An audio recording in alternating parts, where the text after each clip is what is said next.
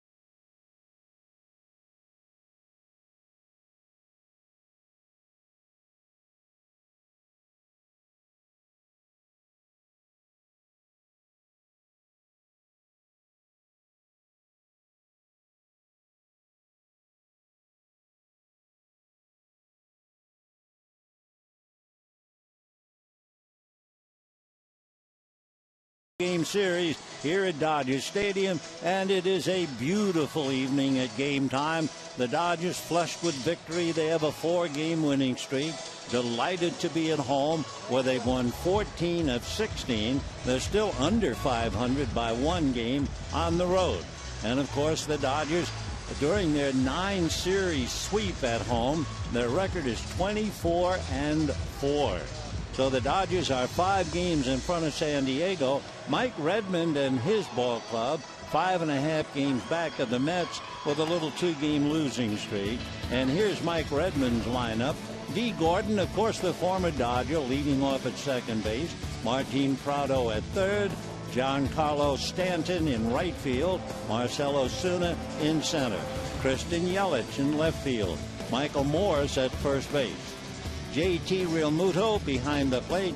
Adeiny Hechavarria, the shortstop, and Dan Herron, the pitcher.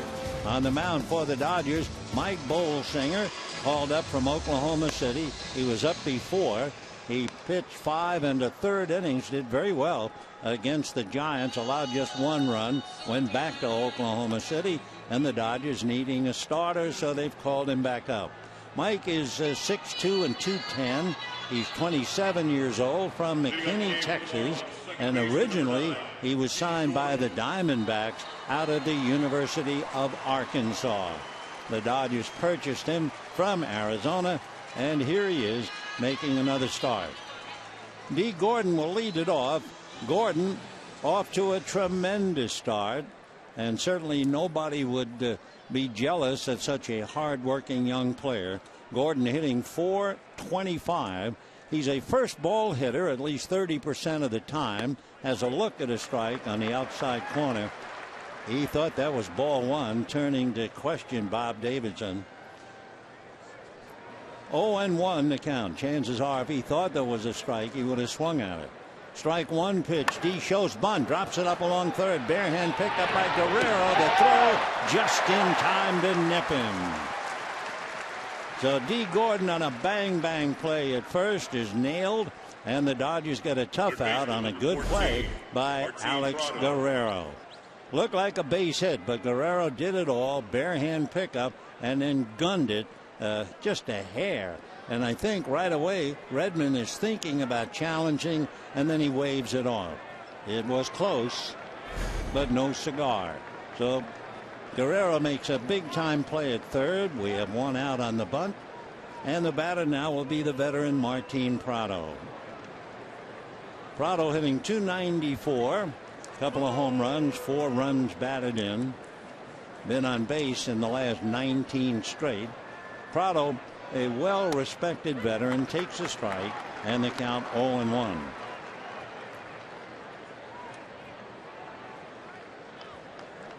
Prado's been on base 28 of the games. Swings, doesn't get it, and the count 0-2. So they have played 33 games, and he's only missed 5, reaching first base. Who's ahead of him? Kendry Morales and Bryce Harper have each been reaching in 30 games. Now the strike 2 pitch on the way. Prado, right-hand hitter, takes off the plate, and the count 1-2 strikes. Mike Bolsinger last year, when he was with Arizona, was pitching against the Dodgers here in Dodger Stadium, and his mom and dad were here to watch him pitch. The 1-2 pitch on the way. Good breaking ball. Drops in for strike 3. Off speed. Prado knew it and walked away. And Mike's mom, Mary, talking about the experience, said she couldn't watch him pitch. She was so scared to death. Here are the Dodgers defensively. Gonzalez and Kendrick, Rollins, Guerrero, Van Slyke, Peterson, and Ethier, and Grandal behind the plate.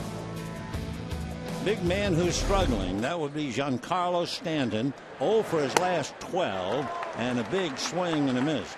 Not only is Giancarlo 0 for 12, he has struck out 9 of the 12 at-bats. No balls and 1 strike. Strike 1 pitch on the way. Overhand and belted to left. No doubt about it. In fact, Van Slyke in left field never moved. I mean, never moved. All he did was turn and look over his shoulder. So Stanton, who is the one player I've always said can hit the ball out of Dodger Stadium, and he gets well in a hurry after going 0 for 12, and he will get a hero's welcome and a great sigh of relief, because I'm sure Miami was worrying a little bit about him. He got a pitch out over the plate, and there was no doubt about it. I wish we could have showed you Van Slyke, because all Scotty did was stand, never moved, just looked over his shoulder and never completely turned. So Stanton muscles one out, and it's 1-0 in favor of the Marlins. Marcell Ozuna, who homered last night, checks in at the plate, takes a strike, and the count 1-1.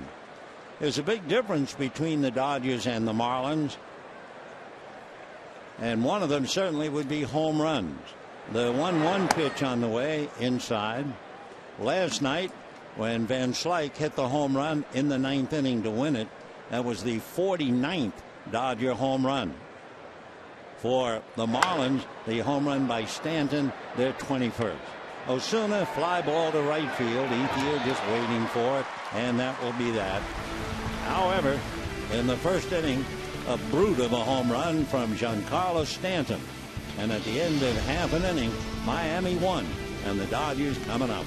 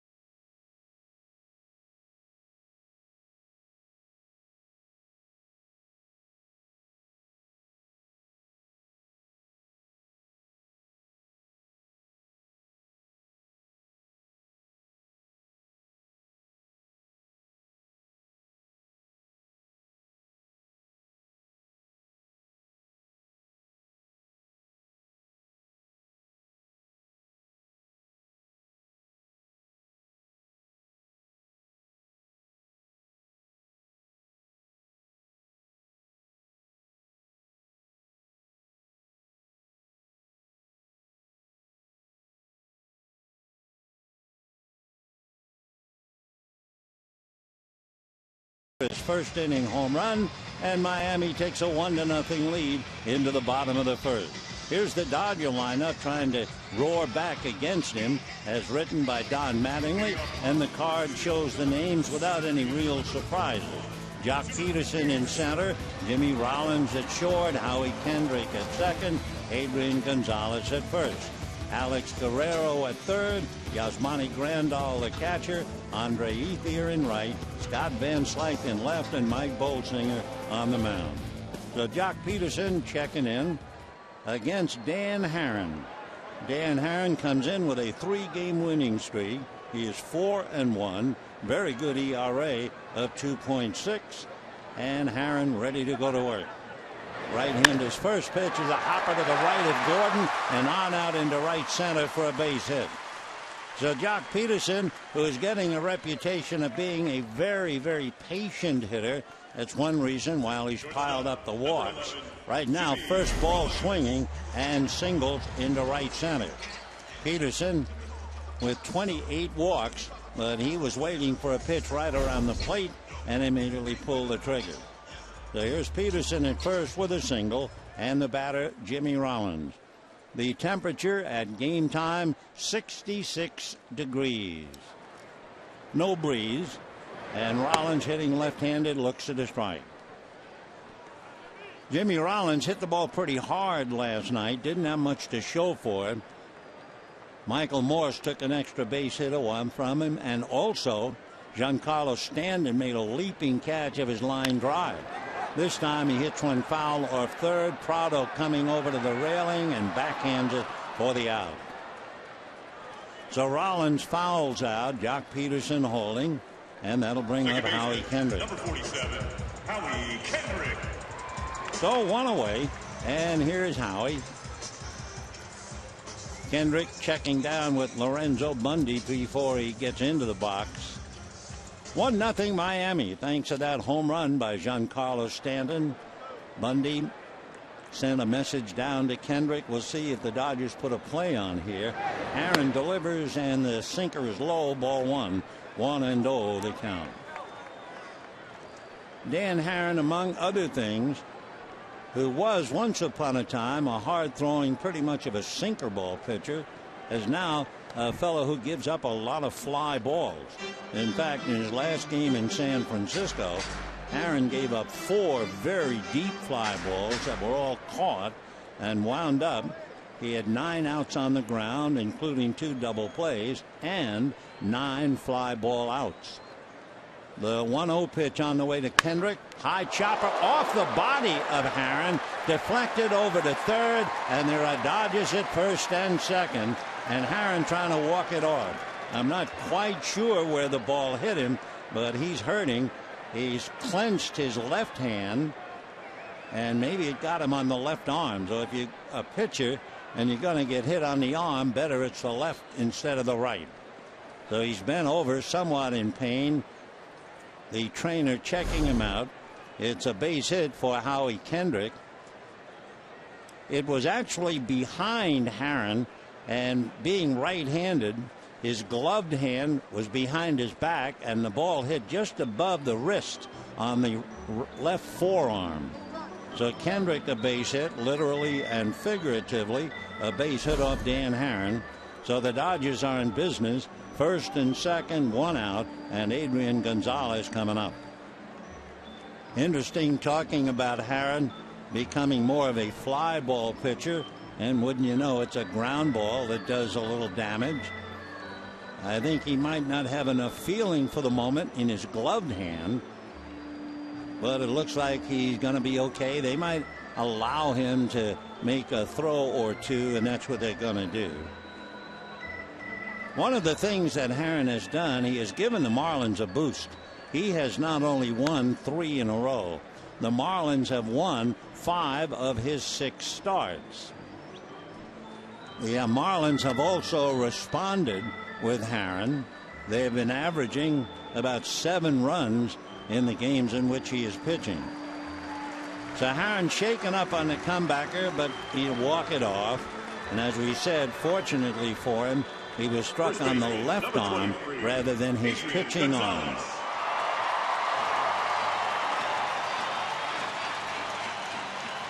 So 1-0 in favor of Miami, and here's Adrian Gonzalez.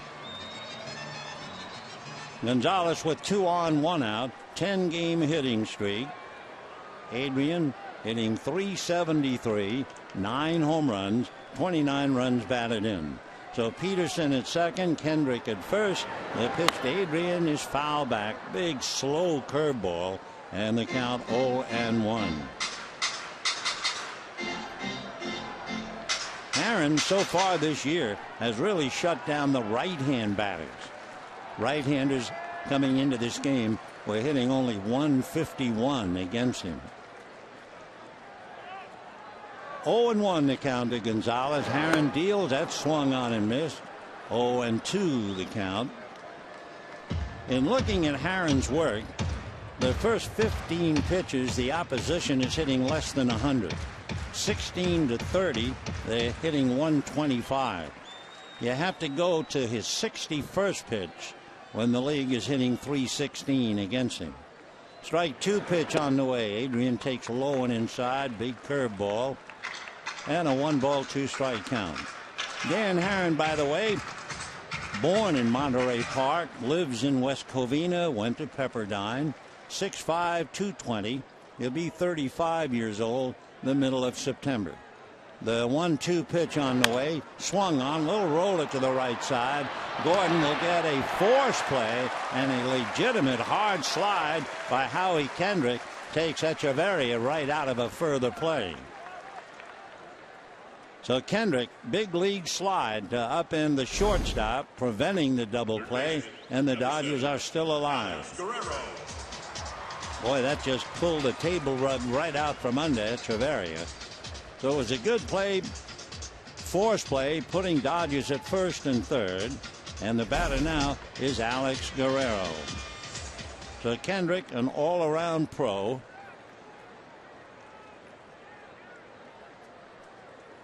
Aaron straightens up, set at the belt. The pitch to Guerrero is taken off the plate in low, ball 1.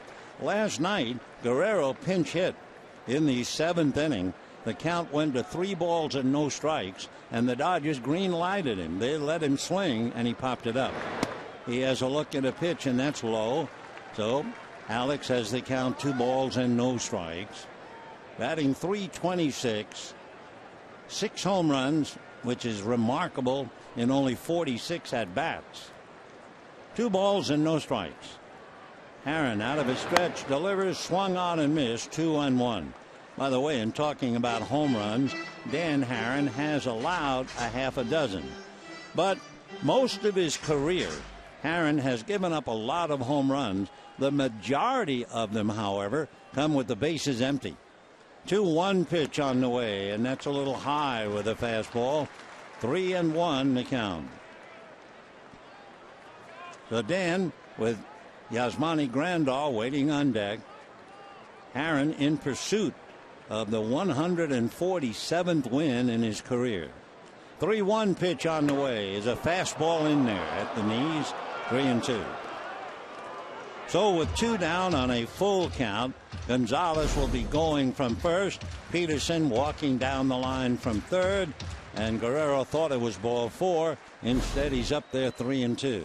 Aaron delivers, runner goes, foul ball outside of third.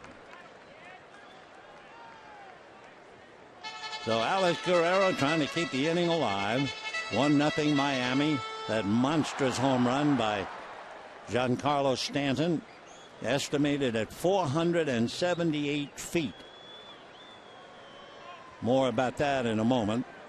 3-2 the count to Guerrero. Runner goes. Breaking ball is hit in the air to left field. This one is playable. Yelich is there, and the Gold Glove puts it away. So for the Dodgers, no runs, 2 hits, 2 left. And at the end of an inning, Miami won and the Dodgers nothing.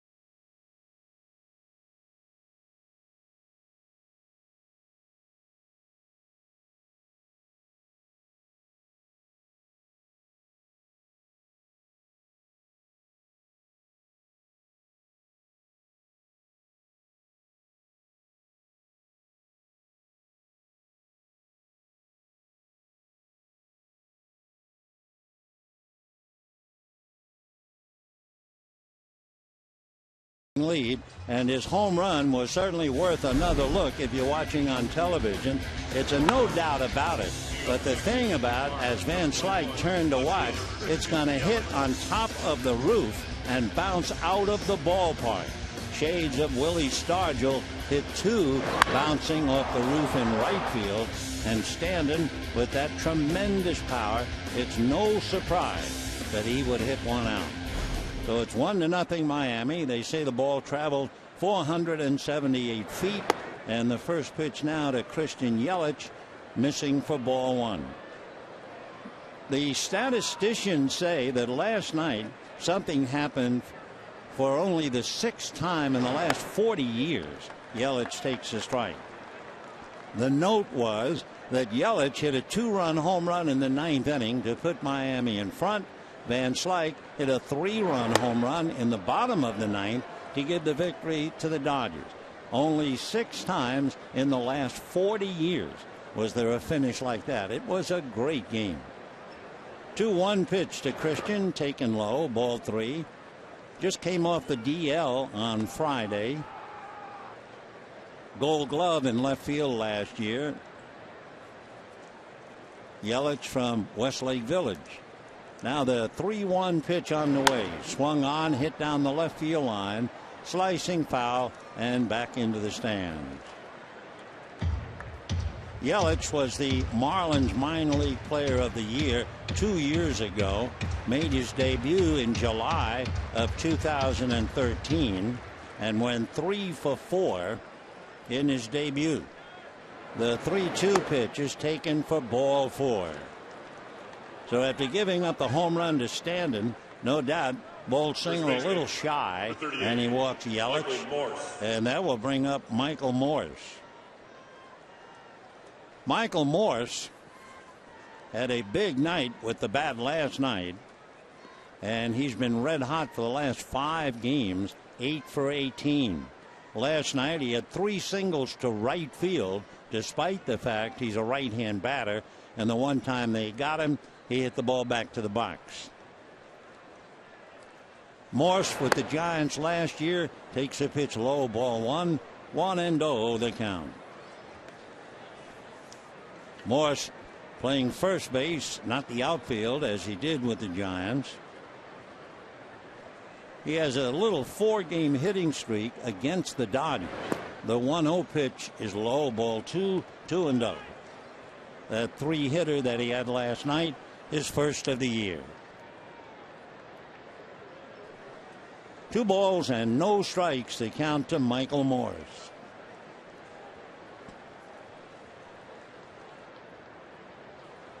Again, Bolsinger back, drops the curveball in there. Big slow breaking ball. 2 balls and 1 strike the count. Morse checking. Brett Butler coaching at third. Good to see Brett back. Perry Hill coaching at first. Now the 2-1 pitch on the way. Morse swings and fouls it off to the right out of play. And the count 2 balls and 2 strikes. Dodgers and Marlins.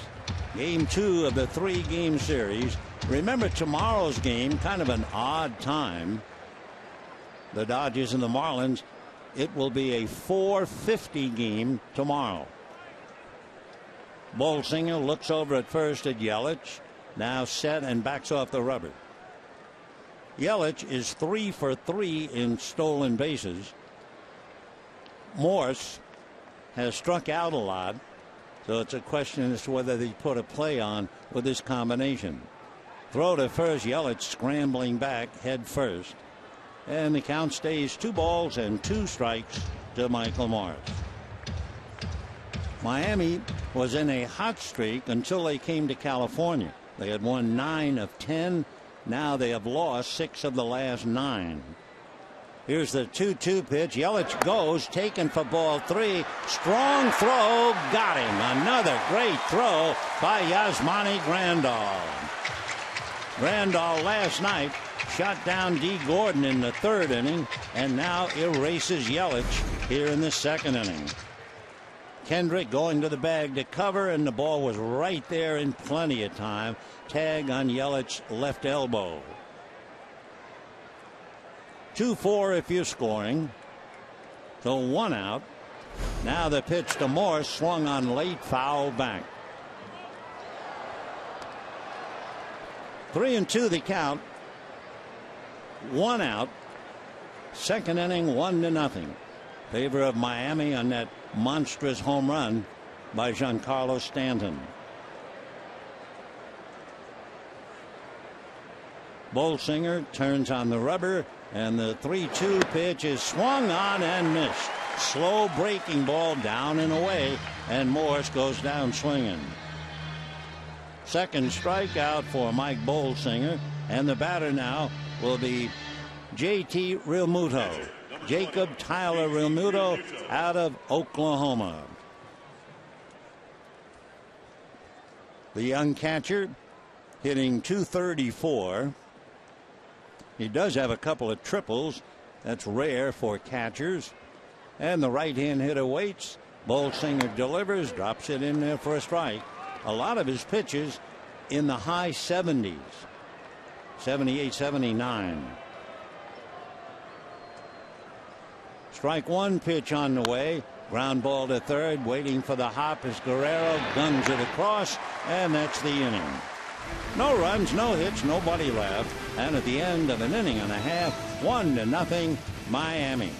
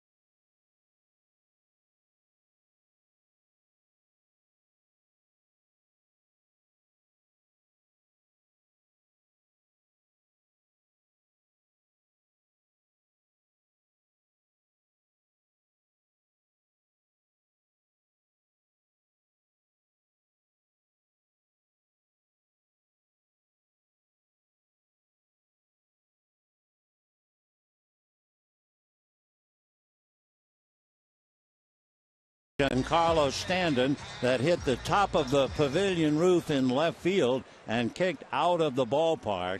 We can give you a few names and dates how it has happened in the past. First time was back in 1969 as Giancarlo waits in the first pitch into Yasmani Grandal for a strike. Will Bastardial hit the first one. That went against Alan Foster here. Grandal line drive, base hit into right field. So the Dodgers coming up with their third hit, but nothing to show for it against Dan Haren. Grandal a base hit, and the next will be Andre Ethier. So Stargell did it in '69. Mark McGwire 30 years later did it in 1999. Matt Holliday did it in 2006. Mike Piazza did it in 1997, and then Will Bastardial, a repeat for the West Coast, hit one out in 1973.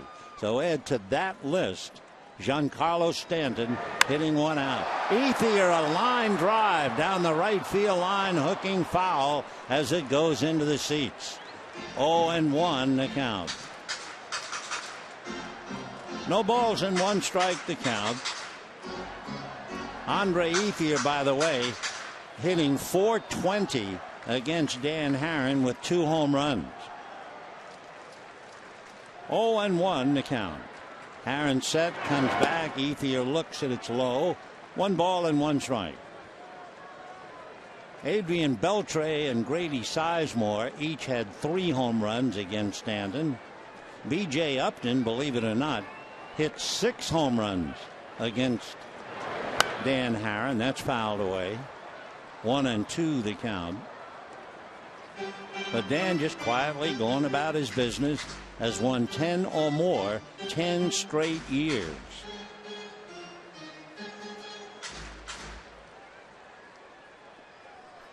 One and two the count. The hitters, by the way, are hitting .042 on this count, and it's foul back.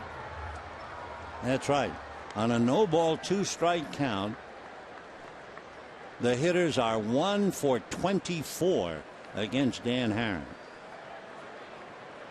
Dan coming in with a record of 4-1, and he's won 3 in a row. His biggest year, well, he won 16 twice, 15 once. He misses Ethier to even it up. 2 balls and 2 strikes. The most active winners still pitching in the National League, actually in both leagues. Tim Hudson has won 215. Dan 146. 2-2 pitch. Ethier looks just off the plate. Ball 3. 3-2. Haren is also a very good hitting pitcher. More about that when he bats second in the 3rd inning. Here's the 3-2 pitch. Ethier swings, fouls it away. Grandal holding. 1-0 in favor of Miami. Giancarlo Stanton hits one out of Dodger Stadium. 6th home run ever. Ethier waits. 3-2. Haren is set. Right-handed deals. Andre swings, bangs it to center for a base hit. Stopping at second is Grandal. So the Dodgers have 4 hits and nothing to show for it in 1 inning plus. And the batter, last night's hero, Scott Van Slyke.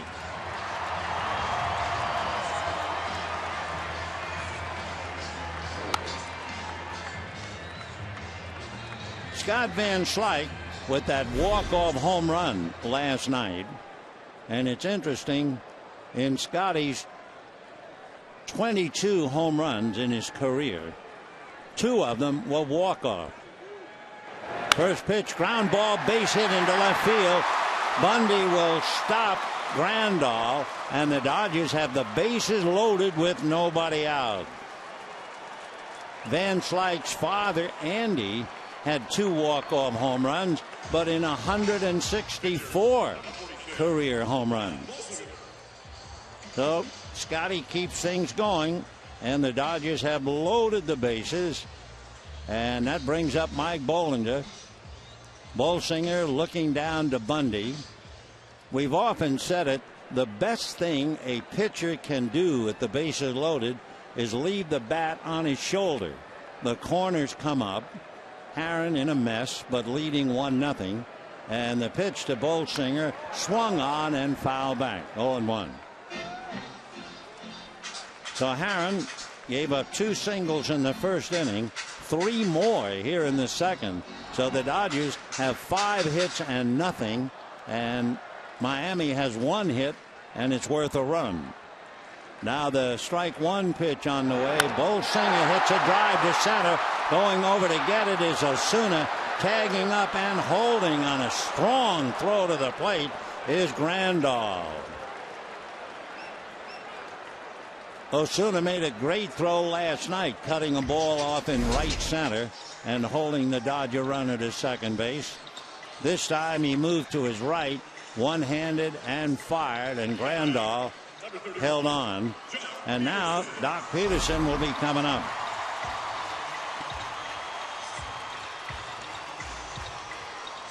Peterson singled to right in the 1st inning.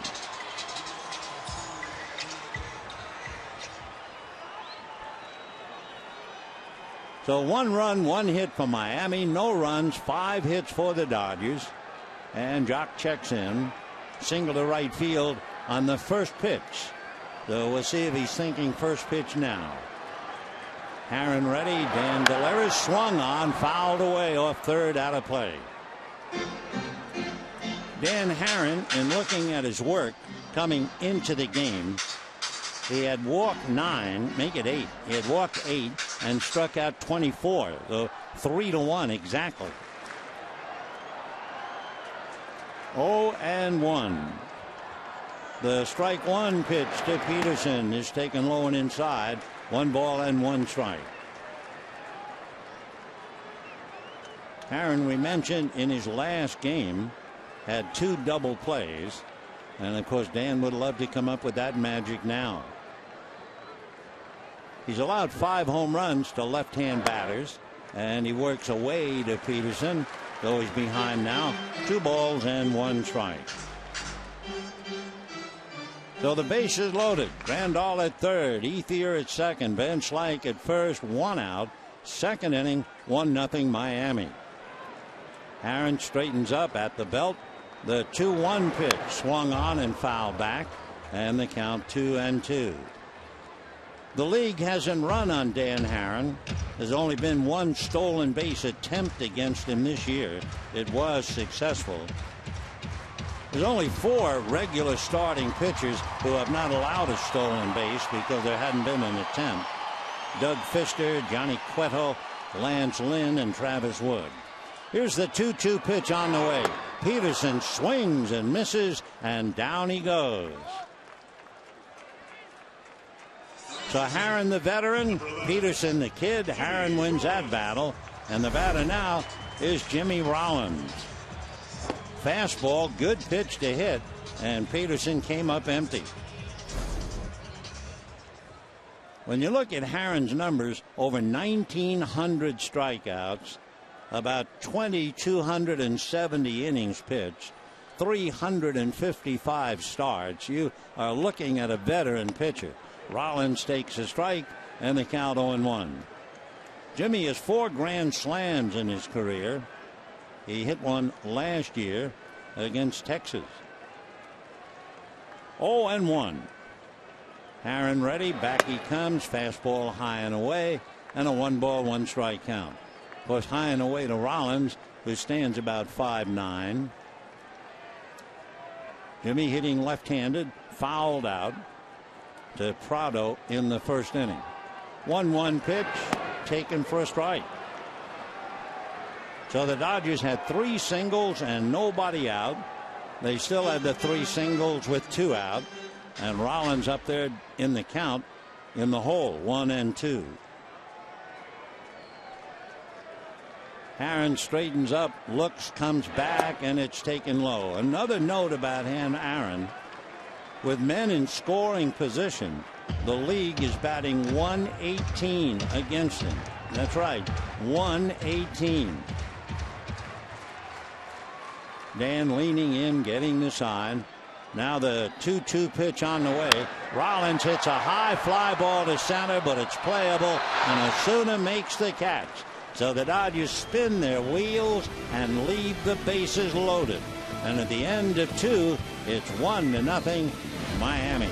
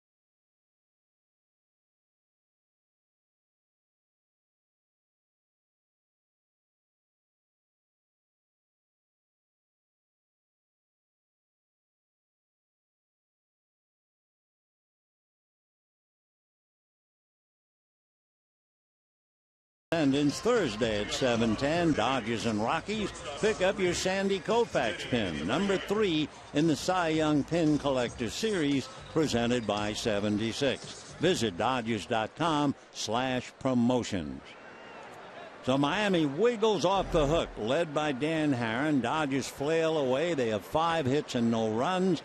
Marlins lead 1-0. Adene Echeverria takes a strike. Brilliant young shortstop, right-hand batter. 0-1 the count. Bolsinger turns. The strike 1 pitch. Echeverria takes another strike, and the count 0-2. We mentioned that the Marlins have lost 6 of their last 9. And it brings back the story about Mike Redmond, the manager who once was a player for the Marlins. Little dribbler by the mound, picked up on the run by Guerrero, but he has no play. So Echeverria just rolled the ball by the mound and got himself a base hit. And the batter will be Dan Haren. Dan Haren. It was back in 2003. The team was in Cincinnati. They'd had a long losing trip. They were 21-29. They fired the Marlins manager, and they had a team meeting in a sleepy clubhouse. And then all of a sudden, Mike Redmond was going to go to the indoor batting cages. He went with his bat, wearing nothing but his shoes, socks, and batting gloves. And the team looked at him and said, "Are you kidding?" And Andy Fox, a utility infielder, said, "Mike, you can't be serious." He said, "Yes, I am." Haren drops the bunt. The sacrifice works. Echeverria goes to second base, and we have 1 out. Well, after Redmond proceeded to hit soft tosses against the screen, teammates one by one were watching and broke down laughing. However, the Marlins scored early and beat the Reds 6-2, and Mike Redmond had 2 hits. So after the game, the next thing you know, he was batting naked in the indoor batting cages 7 or 8 days in a row, and the club was winning. Ground foul to Gordon, 0-1. So he kept the clothes off his body, his eye on the ball. Miami won 6 in a row. Later on, when they started to slump, he went back to the routine again, and the team went 20-8. And of course, that was the team, remember, that won the wild card and went on to beat the Yankees in the World Series. And there they were, naked unto the world. Mike standing alongside of Giancarlo Stanton, who undressed Mike Bolsinger with that home run. Strike 1 pitch on the way to Gordon, low and inside. 1 ball and 1 strike to count. Miami 1, Dodgers nothing. Top of the 3rd. Gordon bunted and was thrown out. Nice play by Alex Guerrero. D waiting in the 1-1 pitch. Full swing and a miss on a pitch in the dirt. And a 1 ball 2 strike count. Gordon kind of cocked his head as if to say, should have hit that pitch. He was 0 for 4 last night. Did walk once, was thrown out stealing, struck out once. So he came in here with a 13-game hitting streak, and he's now 0 for 5. The 1-2 pitch on the way. He swings, fouls it back, and the count remains. By the way, just to show you about how closely they cover players, getting back to the monstrous home run by Giancarlo Stanton that went out of the ballpark. It was on a pitch 85 miles an hour, and the bat speed was 114 miles an hour. Can you imagine? Well, he's 6'5", about 250. He can rip it. Stanton's 8th home run, his 30th RBI, and Miami leads 1-0.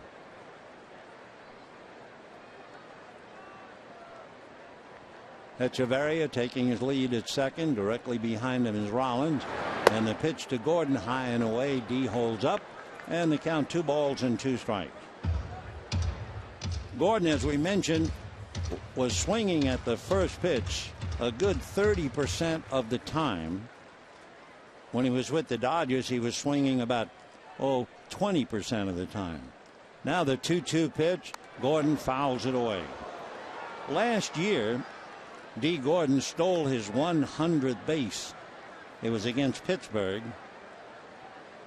100 stolen bases. It took him 233 games to do it. Vince Coleman of the Cardinals had 100 in 135 games. 2-2 to Gordon. Now the pitch from Bolsinger, swung on, little chopper up along first. Adrian up with it, steps on the bag. Taking third is Echeverria. And with 2 down, it'll be Martin Prado. Number 14, Martin Prado. Prado struck out in the first inning. So 1 run, 2 hits for Miami. No runs, 5 hits for the Dodgers, who have left 5 in 2 innings.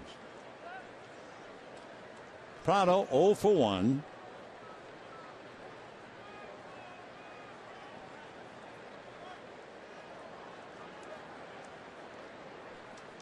Now Bolsinger's pitch, and that's in for a strike, and they count 0-1.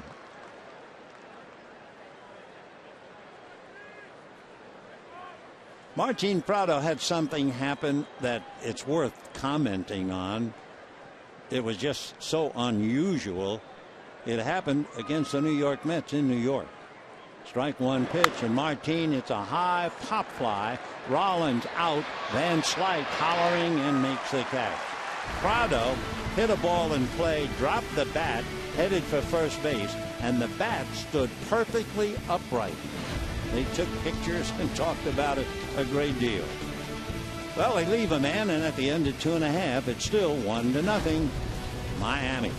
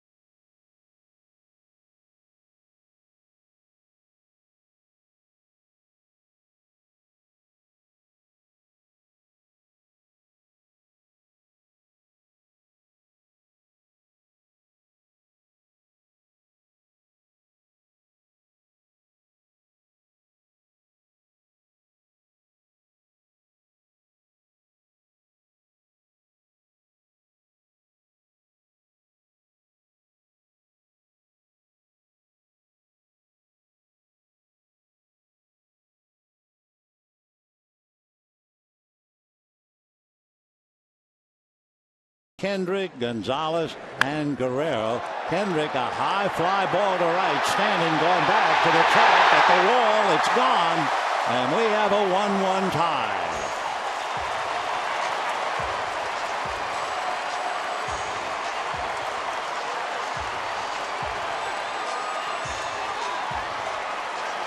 It's amazing. The Dodgers have 5 singles and nothing to show for it. And on 1 pitch, Kendrick hits the right field pavilion, and the Dodgers have tied it up. For Howie Kendrick, his 4th home run, his 17th run batted in, and the Dodgers are even with Dan Haren on their 6th hit to get 1 run. So Kendrick putting his helmet away with that satisfied feeling of hitting 1 out. Adrian Gonzalez fouls it away, and they count 0-1. The Miami Marlins. You know, back in the middle 1950s, The Miami Marlins were a AAA minor league ball club owned by Bill Veeck. Yeah, the same Bill Veeck. Strike one, pitch on the way is off the plate. One of the things that Bill Veeck did as a promotion, he signed Satchel Paige, who was very close to being 50 years old and still pitched very well in AAA. The 1-1 pitch, Gonzalez doesn't get it on a big swing, 1-2. On that ball club back in 1956 was Whitey Herzog, now a Hall of Fame manager, but Whitey was an outfielder. And they were playing in Rochester, New York, and Herzog was out in the outfield, and he noticed a promotional thing in the Rochester ballpark. The 1-2 pitch fouled away. There was a hole in the fence in center field, and above it was a sign: if you hit the ball in the air through the hole, you get $10,000. So Herzog went back into the clubhouse, got a bunch of balls, went out to center field and tried to throw a ball through the hole, and he couldn't do it. The 1-2 pitch on the way is a ground foul. So then when he went back in before the game started, Whitey was talking to Satchel Paige. He said, "Satch, you see that hole out there in center field?" And Paige said, "Yes, wild child." He said, "I'll bet you a bottle of bourbon that you can't throw the ball through that hole." The 1-2 pitch inside, ball 2. So the next day, before batting practice, Herzog had a bunch of balls, and he took Satchel Paige out. Herzog marched off 60 feet 6 inches from the hole. The next pitch foul back. He gave Satchel Paige the ball, and Satchel said, "Wild child, does the ball fit through the hole?" And Whitey Herzog said, "Satch, it sure does." He said, "Then you have a bet." So he held the ball up and looked over the ball like he was aiming a rifle. 2-2 pitch, and Adrian pulls it foul. Now Paige winds up and throws. The ball goes into the hole, spins around, and pops out again. And Herzog thinks, "Holy mackerel, he'll never come any closer to that." Paige picks up the next ball, aims right through the hole, clean as a whistle. He said, "Wild child, I will take that," and walked off the field. So the Miami Marlins and Bill Veeck and Satchel Paige, my thanks to Adrian Gonzalez for fouling off all those pitches as he strikes out. And we have one down here in the bottom of the 3rd inning. Good breaking ball, and Adrian quit on it thinking it was inside. So, wild child, we will go with one out, bottom of the 3rd. And here's Alex Guerrero. Fly to left field in the 1st inning. Dan Haren ready and delivers, and the pitch blowing away, ball 1. I thought of that today because last night someone asked me out of the blue, "Did you ever meet Satchel Paige?" I said, "Nope. Bad luck. Wish I had." The next pitch missing, 2 balls and no strikes. But it's an appropriate story with the Miami Marlins in town. 2-0 pitch from Dan Haren. Fastball inside, and he's behind 3-0. Haren has allowed 6 hits, 1 run. As we told you, the majority of his home runs come with the bases empty. Next pitch is foul back. So again, they let Guerrero swing 3-0. They did it last night, and they allow him to do it tonight. Last night he popped up. Some hitters hate to get the green light 3-0. Here's the 3-1 pitch. Haren delivers, swung on, and a towering pop fly. Michael Morse in foul ground and makes the catch for the 2nd out.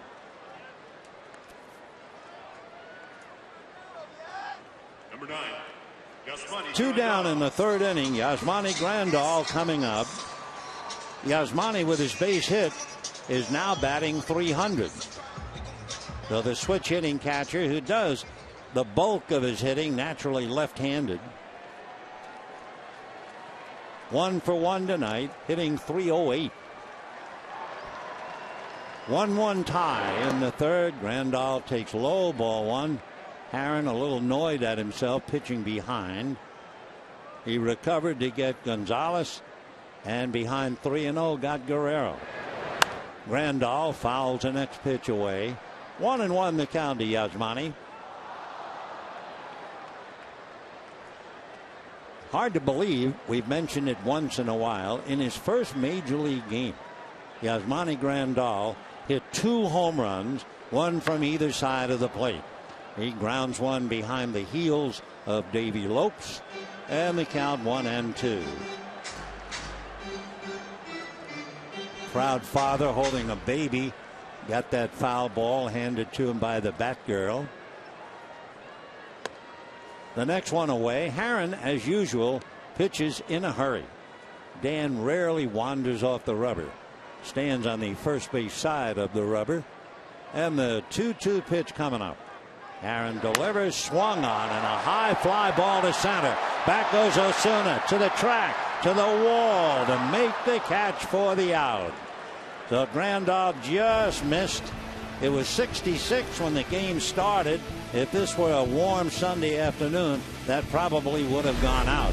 But Kendrick, his ball went out because it went to right field, not to dead center. So with the run, the Dodgers have caught Herron and Miami. And at the end of 3, a 1-1 tie.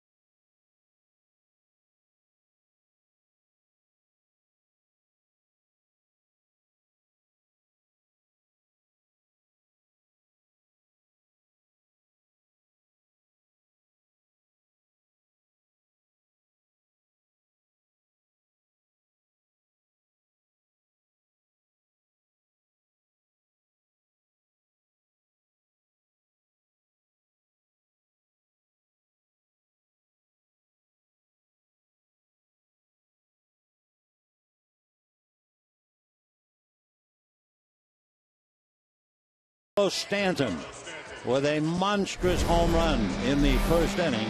A drive that went over the pavilion, hit on top of the roof, and bounced out of sight. And amongst a scrambling group of fans, traveled 478 feet. Takes the first pitch for ball 1. You can see Stanton wearing that face guard to cover the left cheek, the orbital bone. When he was hit by Mike Fears, it was a terrible hit for those who saw it.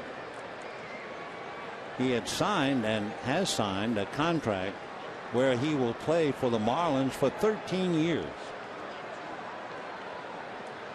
I mean, the total amount of money is staggering as he fouls one away. No play, but Grandal comes back to take a look. The contract that Giancarlo Stanton signed is worth $325 million. That's right, $325. 2-1 to count.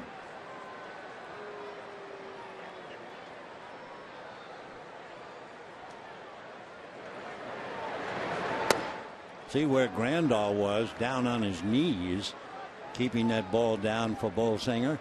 3-1 to count. Giancarlo Stanton. Foul back. When Giancarlo was hit by the pitch, it broke his nose, it broke his cheek and his orbital bone, shattering an incisor and chipping a half a dozen other teeth. And so they say a lot of blood.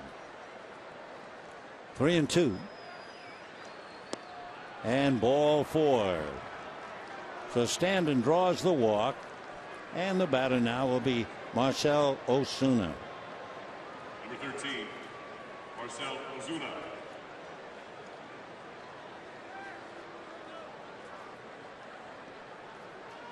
Ozuna homered last night.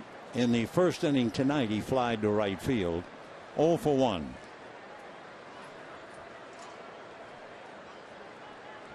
A battle of home runs. Howie Kendrick, Giancarlo Stanton, and we have a 1-1 tie. Remember, the Dodgers trying to win their 10th consecutive series at home.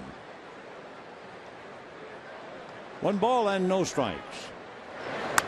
Fouled away.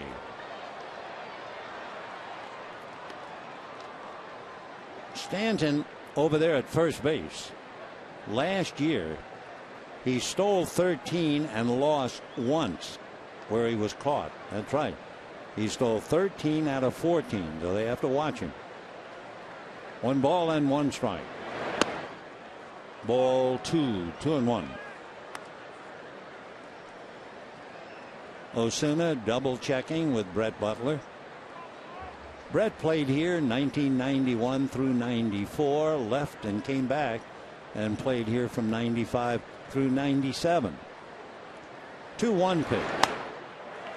2-2.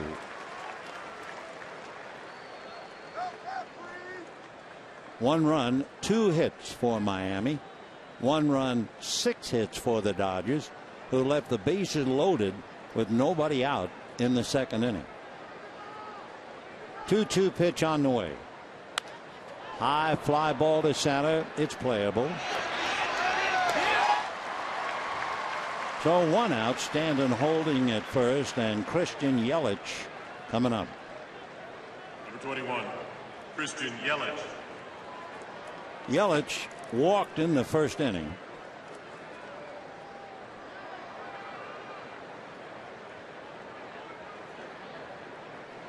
Yelich is not a home run hitter. He had 9 last year. Hit a big one last night in the 9th inning. But he is a ground ball hitter a lot.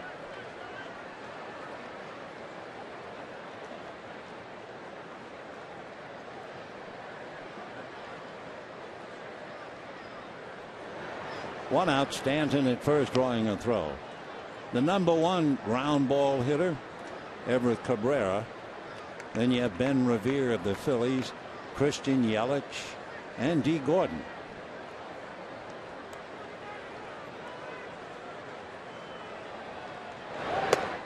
That's a strike. No balls and 1 strike to Christian. Born and still lives out in Thousand Oaks. Went to Westlake High School. First round pick. Interesting too, he bats left-handed. He does everything else right-handed. 1 ball and 1 strike to count. Christian had committed to a baseball scholarship to the University of Miami during his senior year at Westlake. Ground ball. They get 1 late at first. So Yelich does what you expect him to do. He hits the ball on the ground. They get a force play with 2 down. That'll bring up Michael Morse. Michael Morse. Nice play by Gonzalez. Coming in, being left-handed, it's an easy throw. Then Rollins return throw late. Yelich runs very well. So Michael Morse will check in. Michael Morse was originally signed by the White Sox, eventually with the Mariners, the Nationals, the Orioles, and the San Francisco Giants. He's a big fella, 6'5" and about 250. Most home runs in 1 year. Back in 2011, he hit 31.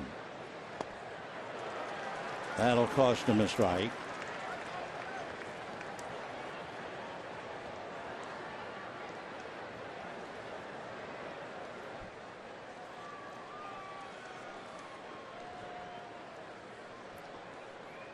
1 strike. Michael Morse.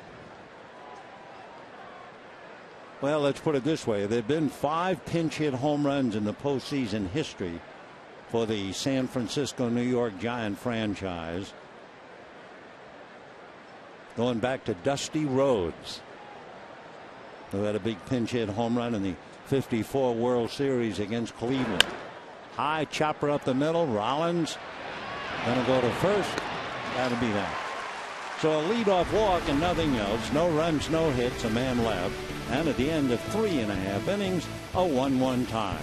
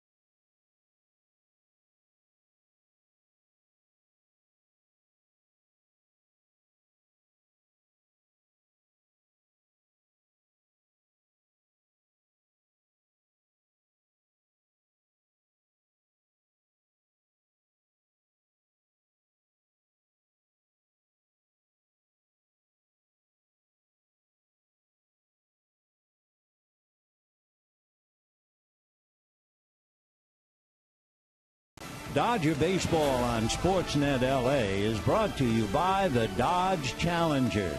With an EPA estimated 30 highway MPG, this car was made for driving in California. Visit Dodge.com today. Bottom of the 4th inning in a 1-1 tie. The hot dogs are grilling and the folks are having a good time in the ballgame.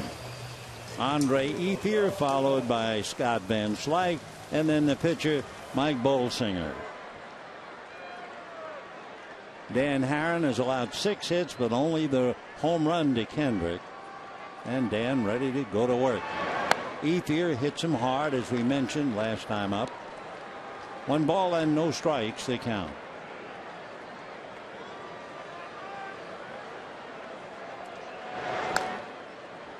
Fouled away. Ethier coming into the game hitting .420 against Haren, 21 hits, 5 doubles, and 2 home runs.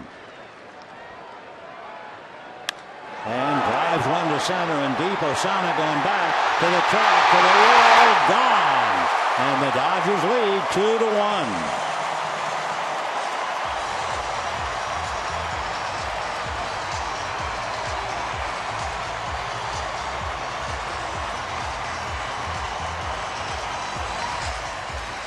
So Dan Haren has given up 7 hits, 2 of them home runs, and the Dodgers have the minimum of 2 runs. Typical Haren. Fastball didn't quite sink enough, and Ethier clears the center field wall. So Andre Ethier came into the game hitting .286. He now has 5 home runs, 10 runs batted in, and the Dodgers have an edge as Justin Turner comes over to congratulate him in the dugout. Fisted foul, late start, but no play. 1 ball and 1 strike. So Haren came into the game having allowed 6 home runs, and he's allowed 2 in 3 innings plus to give him a total of 8.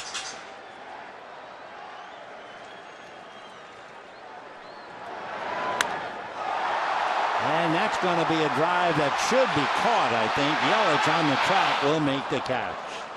The Van Slyke, a long fly ball to left. One away. Number 46, Mike Bolsinger.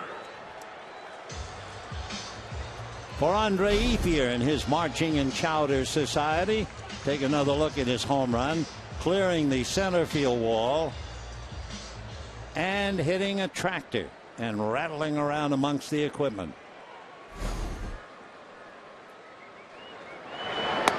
That's a strike to Bolsinger. Came up with the bases loaded and nobody out in the second inning. Hit a fly ball to shallow center. No runner could advance. Backs off and looks at his strike. 0-2.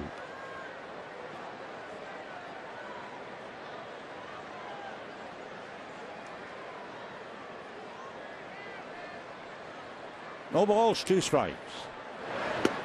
Down he goes. 2 out, and the batter will be Jock Peterson. Now batting, number 31. Peterson singled on the first pitch in the first inning and struck out in the second. Talking about hitting on the first pitch. So far this year, 3 teams each have 9 home runs hit on the first pitch. The Red Sox, the Pirates, and when Howie Kendrick hit the first pitch in the 3rd inning for a home run, the Dodgers have 9 first pitch home runs.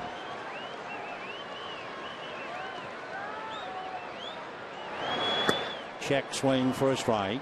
0-1.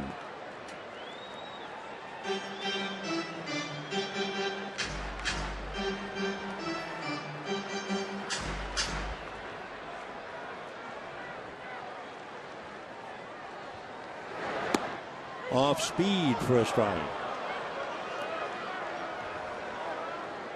There were days years ago where Herron threw very hard.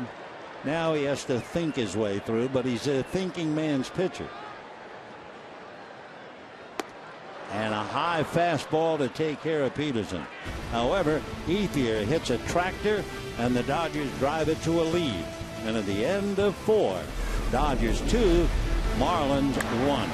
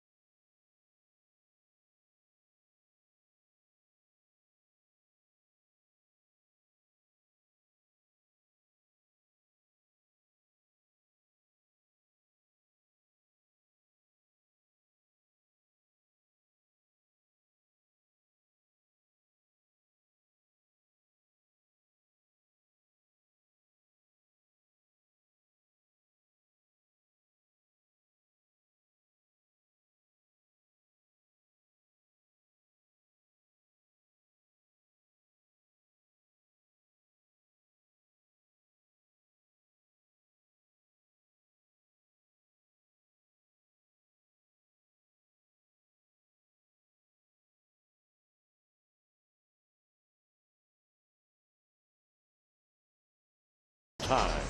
A reminder, this Saturday at 4, Dodgers celebrate their 1965 World Championship. We'll have an old-timers game with some of the former Dodger greats. And if you're amongst the 40,000, you can receive a 1965 World Series replica ring presented by Security Benefit. Bare hand by Bolsinger, but he throws late. Adrian making believe the ball got away, hoping to trap the runner, couldn't do it. So Phil Mutter gets himself a base hit. And we have a tying run aboard. Adne Echeverria. Meanwhile, Perry Hill kidding with Gonzalez. Let me see that ball, and throws it out. It was a good fake by Adrian, and an infield single for Real Muto. 2 runs, 7 hits for the Dodgers. 1 run, 3 hits for the Marlins. Echeverria singled in the 3rd inning.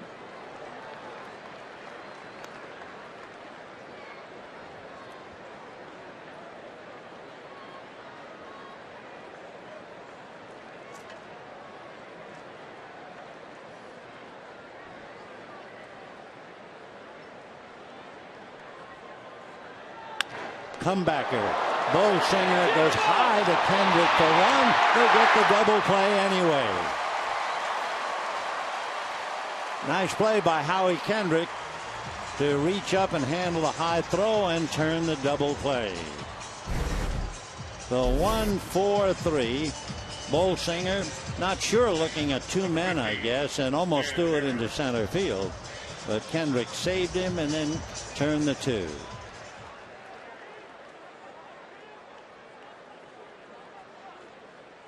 Nice play by Howie. So with 2 out, here's a good hitting pitcher, Dan Haren. Off speed for a strike. How good?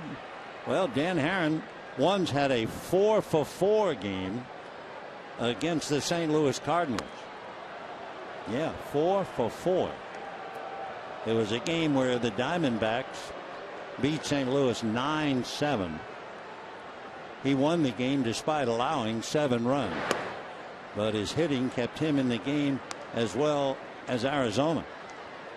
By the way, the record for hits by a pitcher in a single game, 5 by the Yankees' Mel Stottlemyre when he was a rookie with the Yankees. Foul ball.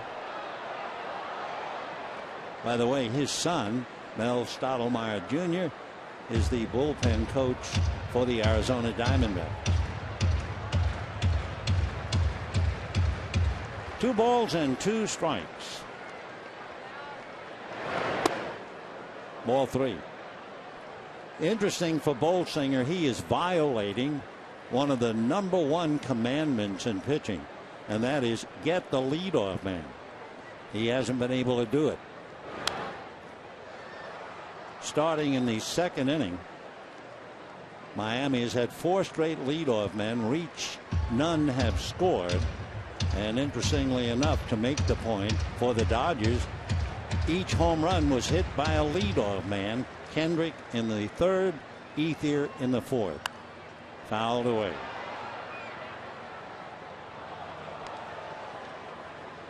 D. Gordon waiting on deck.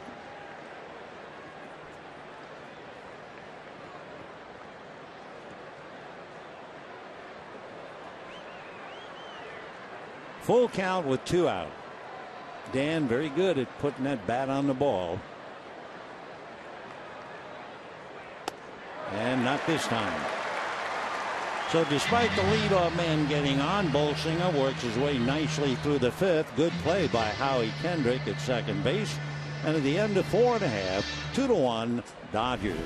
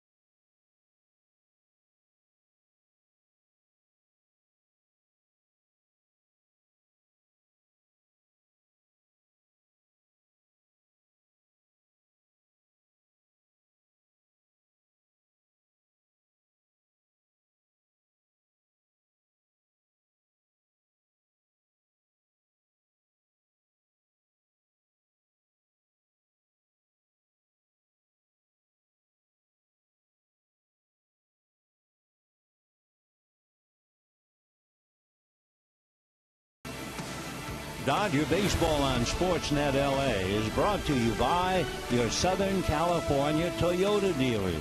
Save big on any 2015 Camry now at the Toyota Time Sales Event. And by Jack in the Box. Jack's hottest sandwich is back. Head to Jack in the Box for Jack's Blazing Chicken Sandwich. We move now to the bottom of the fifth inning with the Dodgers leading 2-1. It will be Jimmy Rollins, Howie Kendrick, and then Adrian Gonzalez. Dodgers leading on home runs by Kendrick and Ethier. And by the way, Andre Ethier's home run, a milestone for him. It was home run number 150. Ball one to Rollins, fouled out, fly deep to center.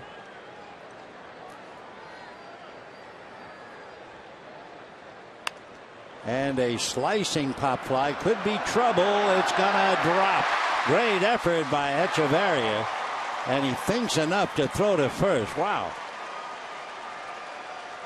Adonai Echeverria makes a dazzling effort, big grin on his face as he tried. You talk about an all-out effort. Tried, just missed it. Then he took the legs out from Yelich and immediately throws to first base, figuring that the batter might be rounding. He is quite an impressive young player. And that's going to get away. A late start down to second base, and in there safely is Rollins. Jimmy had to split second start because I think he lost sight of the ball for a moment, and he was still able to advance. So a pop fly single, and we'll check and see if it's in the dirt. It is, so it'll be a wild pitch.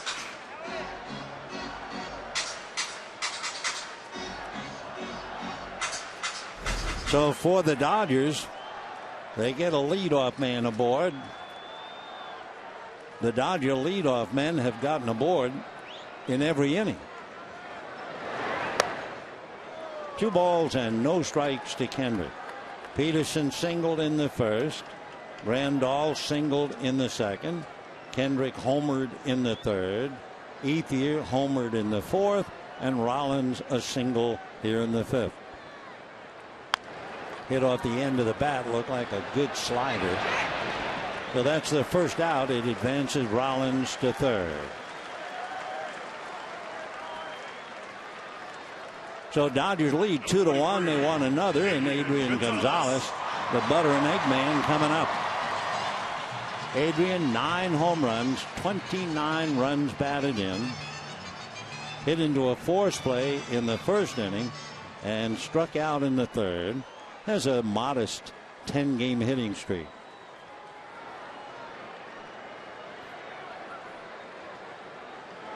Infield up. Ball one, and it's lost. It goes to the backstop. Did the ball hit Adrian Gonzalez? Yep.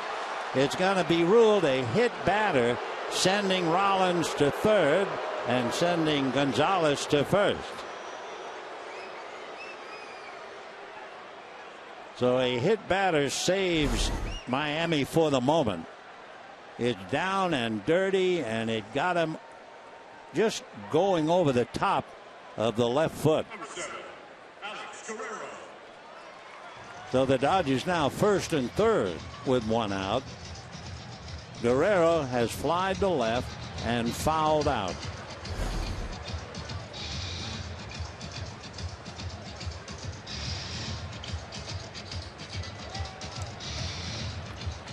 Two runs, 8 hits for the Dodgers.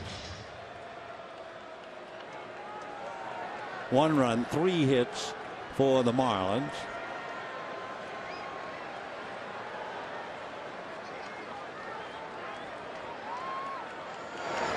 And a drive to left. Going back on the ball is Yelich. Away back. It's off the board.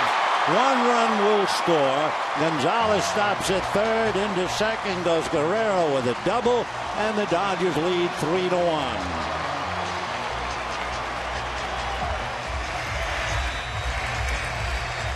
So Alex Guerrero drives in Jimmy Rollins. Breaking ball, a hanger out over the plate. And Guerrero hits it almost out right at the top of the left field wall before dropping back to Christian Yelich. The Guerrero almost but not quite winds up with a double and a run batted in. Dodgers now have runners at second and third. There'll be activity in the Miami bullpen as Grandal comes up with first base open. And he hits one up the middle, base hit. So in comes Gonzalez. Here comes Guerrero. And the Dodgers now have scored enough to give them a 5-1 lead.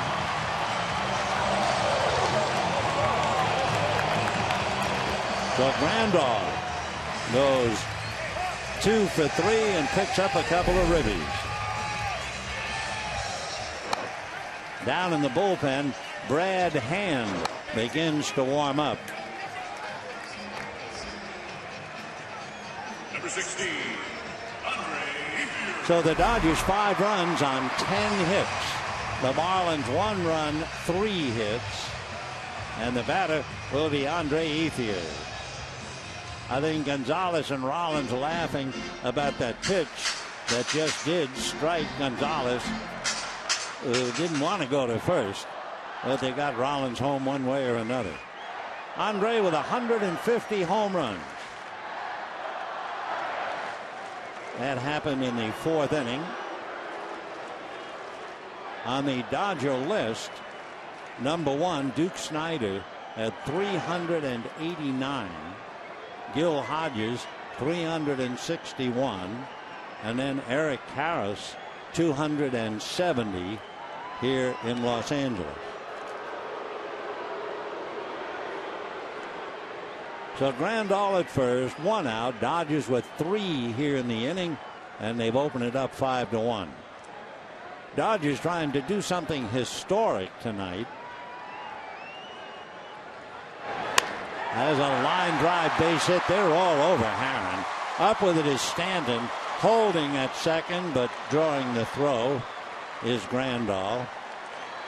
And the batter will be the number 8 hitter in the lineup, Scott Van Slyke. So whatever Dan Herron serves up, the Dodgers whack it all directions. So Mike Redmond waiting to see if Brad Hand is ready. Now he's telling the catcher to do something, go talk to the mound, and he's gone out there.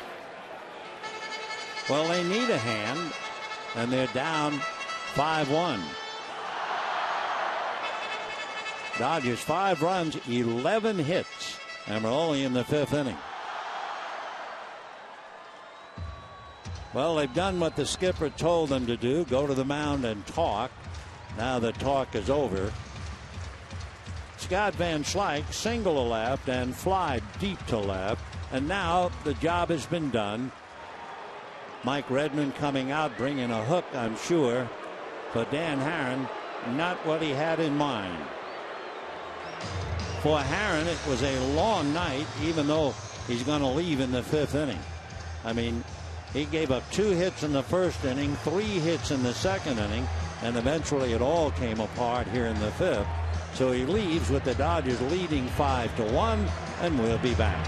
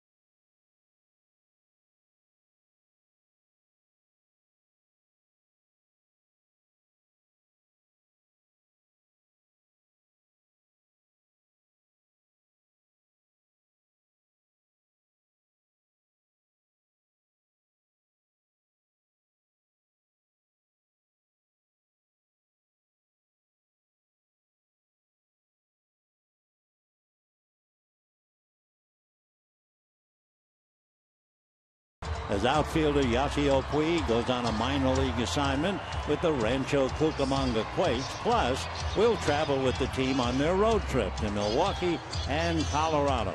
So don't miss Backstage Dodgers. That'll be Thursday at 5:30 only on Sportsnet LA.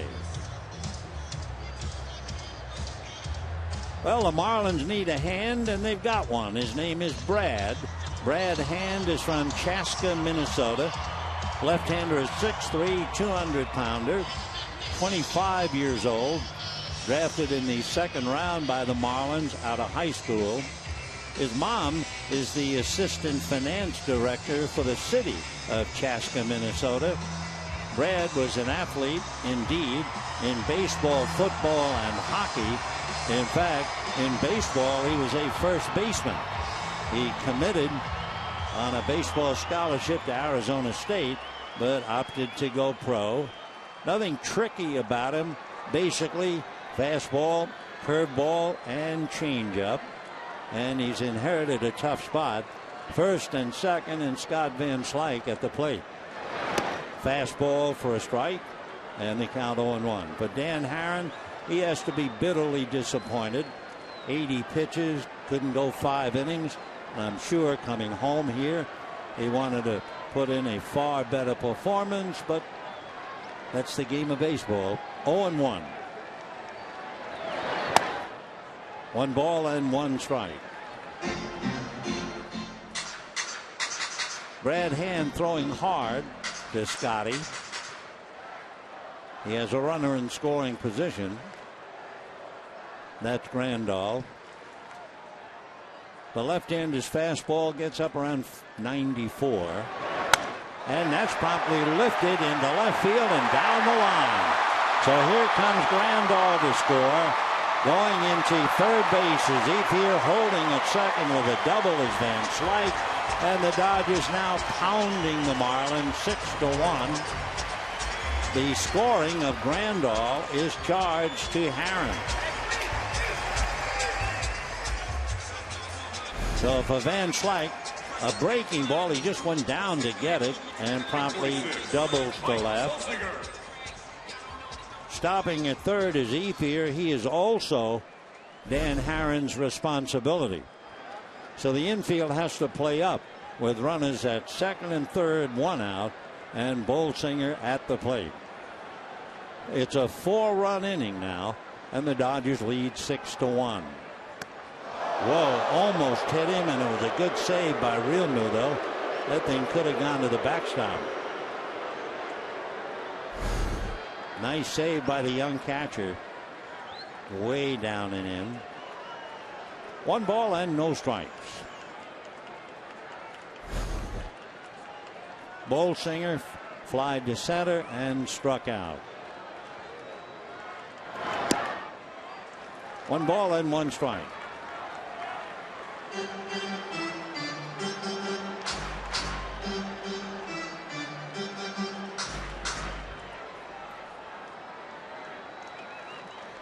Brad Hand 0-1 in his 9th game. 2 balls, no strikes. Fastball fouled away.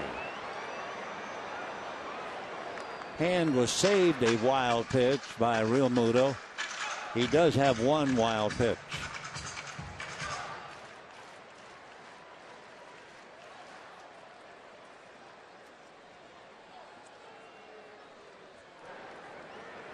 Two and 1. Fastball fouled at the plate. 2-2. You know, the bullpen for the Dodgers has been absolutely brilliant. The bullpen for the Marlins has been pretty much heartbreaking. They have blown 8 saves in the last 11 opportunities. 8 out of 11. Of course, they haven't blown this one. This belongs to Haren. He's down 6-1. And Ethier also belongs to Dan Haren. And ball 3. On deck, Jock Peterson.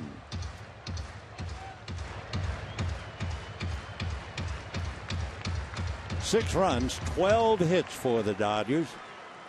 1 run, 3 hits for the Marlins. Dodgers trying to clinch the series tonight to give them an unheard of 10 straight at home. Chopper to the mound. Runners hold. The out at first. So now Jock Peterson, the 9th man to come up. He has Van Slyke at second base, Ethier at third. First base open, 2 out. Peterson single to right, struck out twice.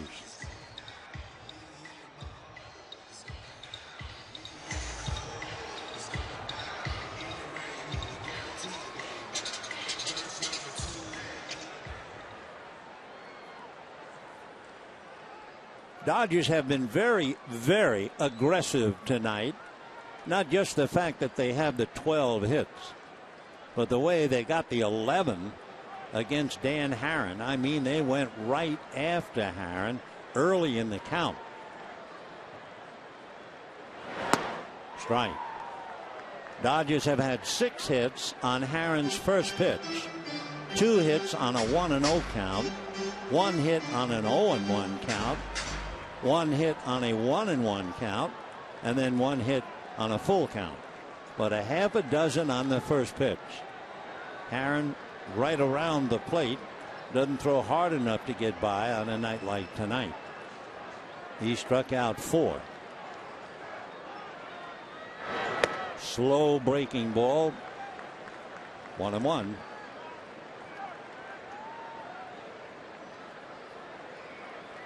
Jock 9 home runs, 20 runs batted in.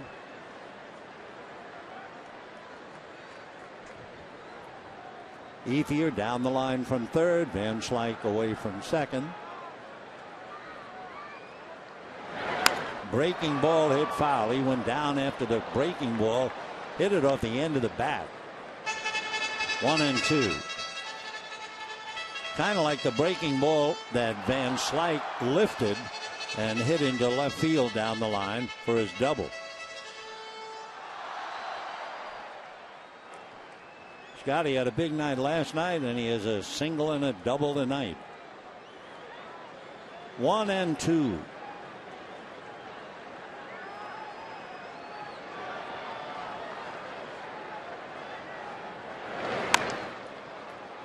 For the Dodgers, they left 5 men on base in the first 2 innings, frustrating their fans. But now they have finally caught on fire. They've scored 4 times here in the 5th and lead 6-1.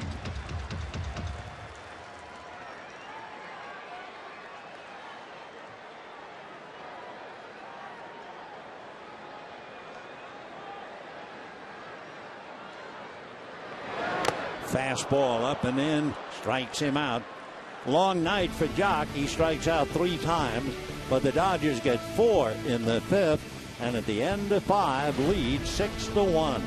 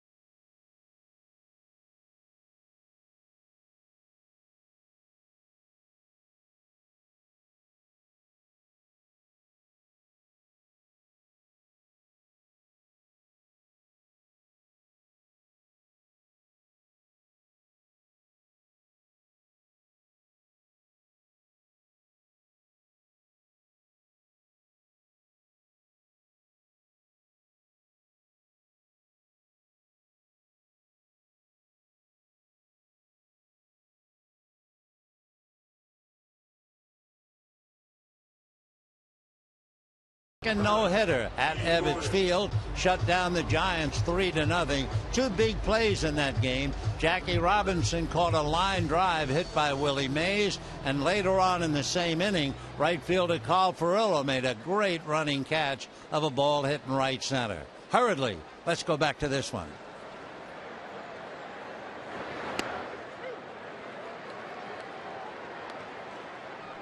Oh, and 1 the count to D. Gordon, who is grounded to third, grounded to first, 0 for 2.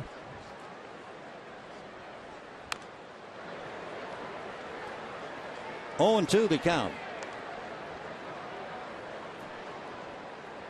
Gordon looking for a hit. Came in with a 13-game hitting streak. Drew blanks last night, 0 for 4, though he's now 0 for 6 in the series. Ball 1. Not that anybody expects him to hit 400.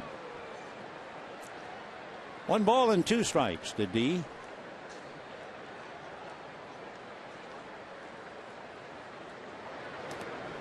Two and 2. Mike Bolsinger doing very well. He's allowed 1 run, the home run by Giancarlo Stanton in the first inning. After that, he's allowed only 2 hits. The one thing he has not done, and we're waiting to see if he can do it, is get the leadoff man. 4 straight innings a leadoff man's gotten aboard. Little nubber foul. Though Gordon is still there.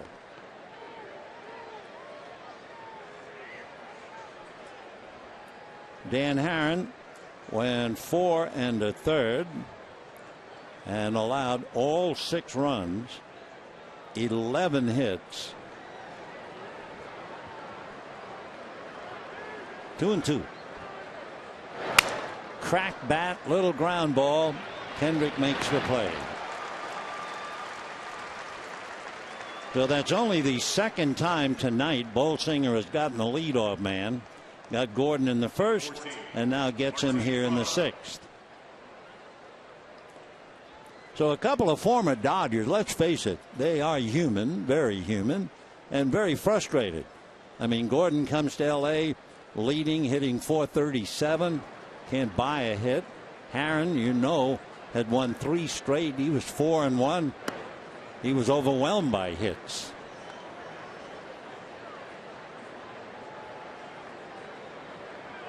What was it? You can't go home again? Well, off speed for a strike. 1-1 to Martin Prado, who has struck out and flied to left.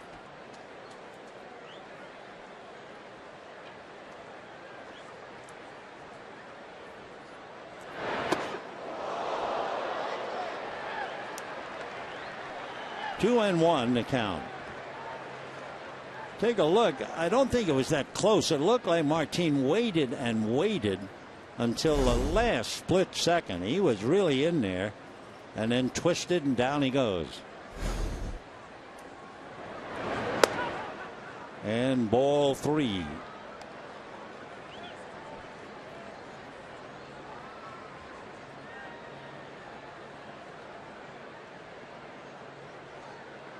Mike Bolsinger has struck out 3. And a line drive that almost took the glove off his hand, whistling by Bolsinger into center. So Prado, a line drive single, and now here comes Giancarlo Stanton. Take another look at that line drive right there. Like trying to catch an echo. Boom. That's hit number 4. Stanton homered, hit it out of the ballpark, over the left field roof and out into the night. Then last time up, he walked. Going into this game, Giancarlo was 0 for 12 and had struck out 9 of the 12 times. So he put a little anger on that home run.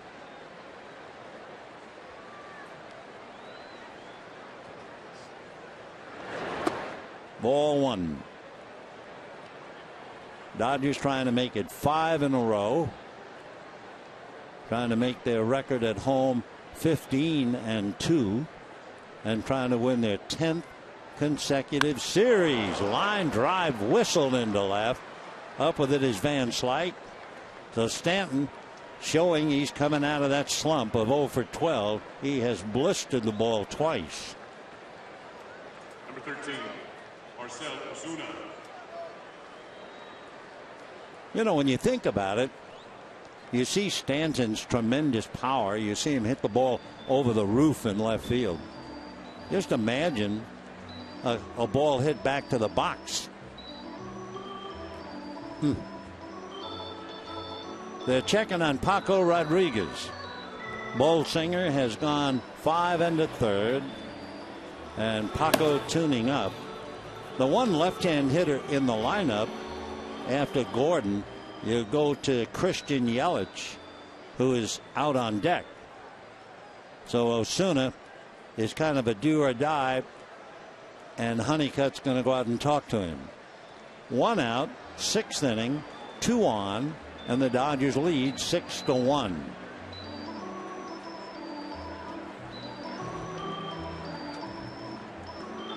We mentioned earlier when Mike Bolsinger was with Arizona, he pitched here at Dodger Stadium, and his mom Mary was here. And they asked her, "Did you watch your son pitch?" And she said, "Oh no, I was so nervous. All she did," she said, "was walk the concourse from one end to the other on the club level. She never stopped to watch him pitch." I don't know if Mary is here with us tonight, but Mike is, and he's done a wonderful job through 5 1/3 innings. The toughest bullpen right now since April would be the Cardinals. Their earned run average 1.4, right back of them the Dodgers 1.5. Sergio Santos now, the right-hander, has joined Paco in the Dodger bullpen. 0-1. Osuna, fly ball hitter, fly to right, fly to center. He has 3 home runs. He can get you back in the game with 1 mistake. 1 ball and 1 strike. 2 on, Prado at second, Stanton at first, and Osuna at the plate. 1-2.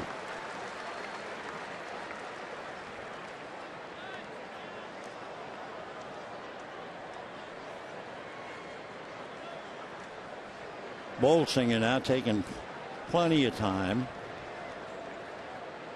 Osuna last year tied a franchise record. He had home runs in 4 consecutive games. 2-2. Last year he hit a total of 23 home runs. 85 runs batted in. 2-2.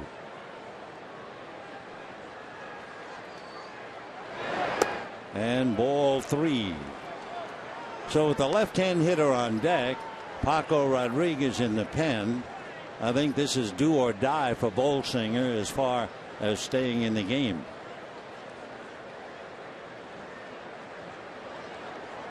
Three and 2.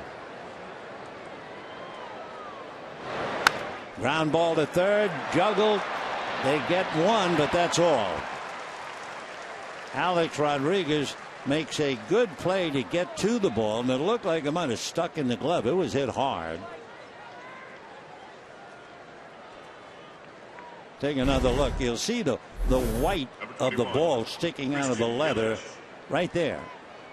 And on his knees, he could get a force play, and that's all. So now let's see. Here's the left-hand hitter. There's the left-hand pitcher in the pen. And sure enough, there's the manager.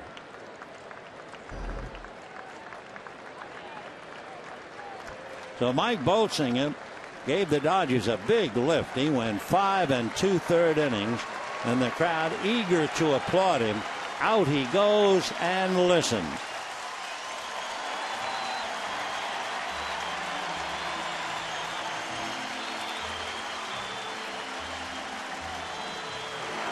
Well done, says the crowd, and we'll be back.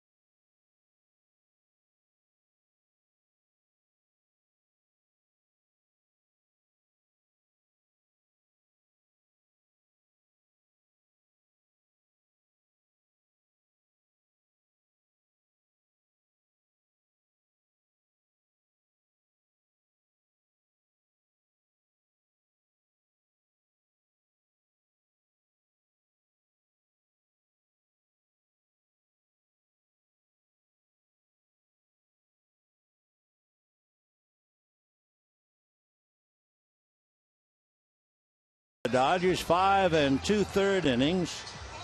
Went nicely along through the first 5. His big problem, those 4 straight innings where the leadoff man got aboard, and yet he got through all of that unscathed.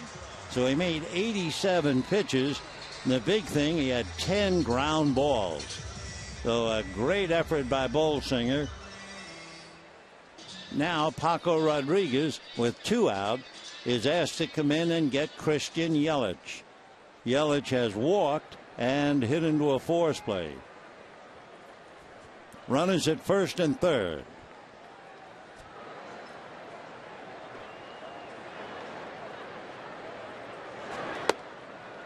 And ball 1.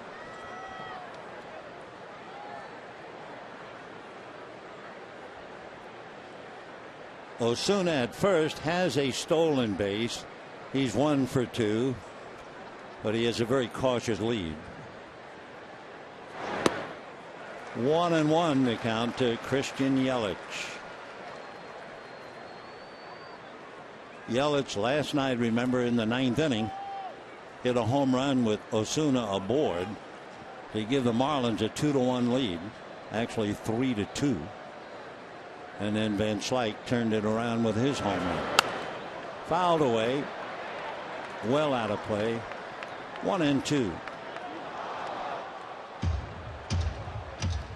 For Bolsinger, when you think back and look at it, that ground ball wide of third, if Alex Guerrero handles it cleanly, Bolsinger probably would have gotten a double play, been out of the inning, and maybe still pitching.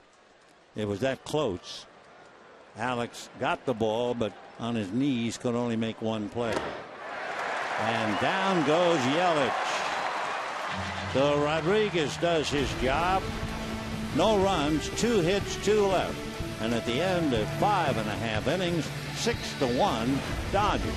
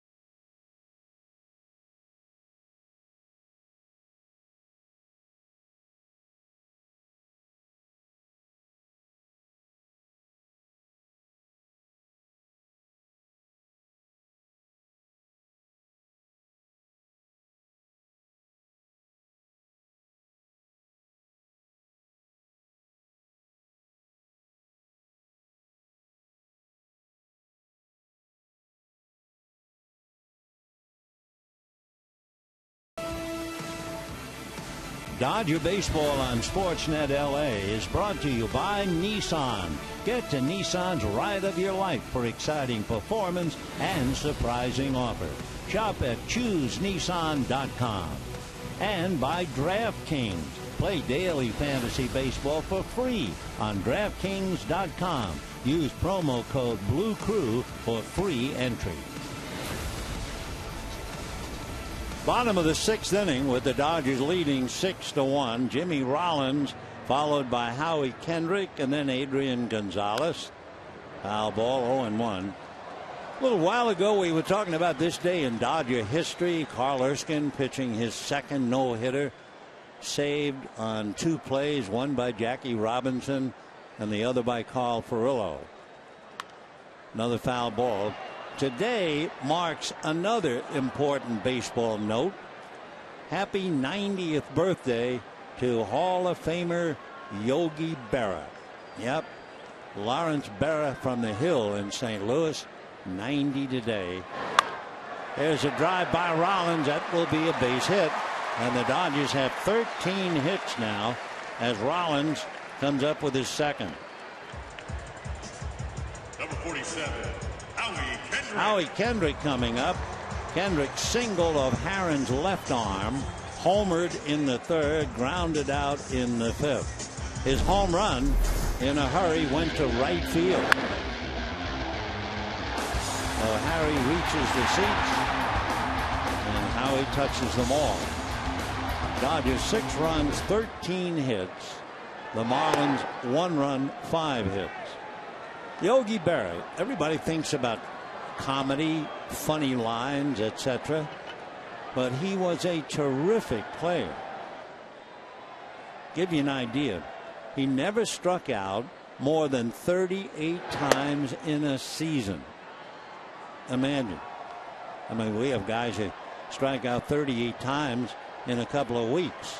I mean, not to pick on him, but Stanton, for instance, has already struck out 47 times. And Yogi never more than 38. Little Nubber, that's going to be a tough play. Hand picks it up, throws, and it's too late. Great save by Michael Morse. So Morse makes a good play. It'll go as a base hit. So Kendrick's aboard. Rollins now at second. And Adrian Gonzalez coming up. Howie Kendrick now has 3 hits. Dodgers with 14 hits. The one regular in the starting lineup without a hit is right at home plate. That's Adrian Gonzalez. Gonzalez hit into a force play, struck out, and was hit by a pitch. Ball 1.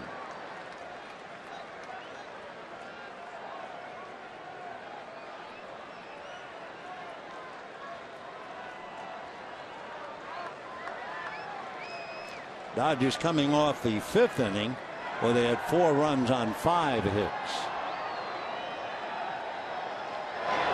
And line drive down the left field line. Here comes Rollins around third. He will score.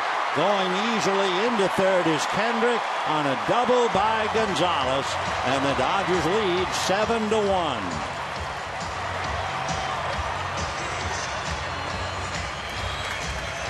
So Adrian joins the fun as he drives in Rollins.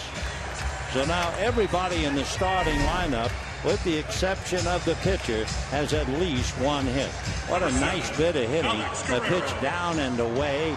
You talk about staying inside the ball. And Adrian doubles into the corner to pick up an RBI. For Gonzalez, that gives him 30 ribbies for the year. Here is Alex Guerrero, and the infield is up. Guerrero flied to left, fouled out after they let him swing 3-0, and then in the 5th inning doubled and scored a run.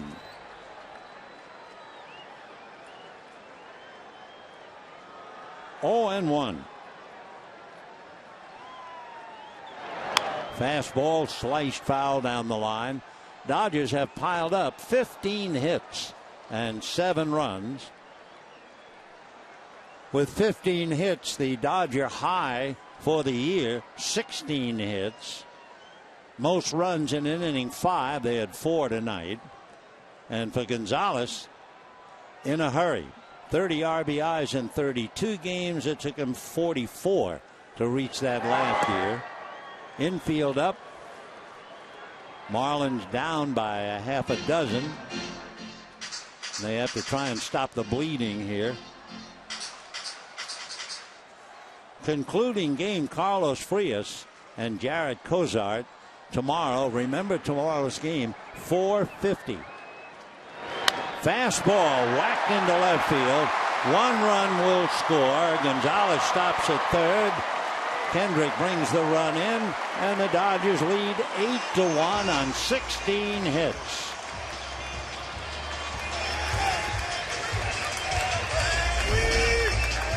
So Guerrero, a second hit, a second run batted in, and they're starting to hammer Hand now.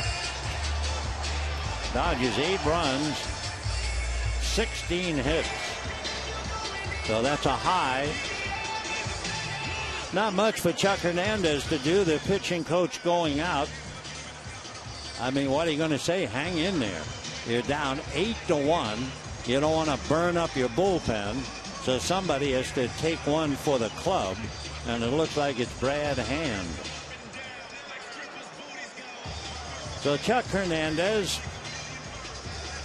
who as a player was with the Yankees and the White Sox. Chuck broke his elbow while throwing a fastball in an instructional league game for the White Sox, and that finished his career.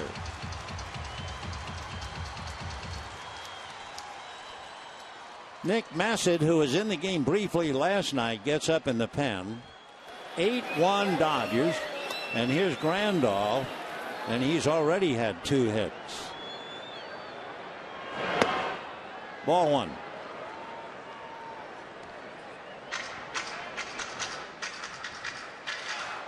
Last night, Miami losing the game in the bottom of the 9th.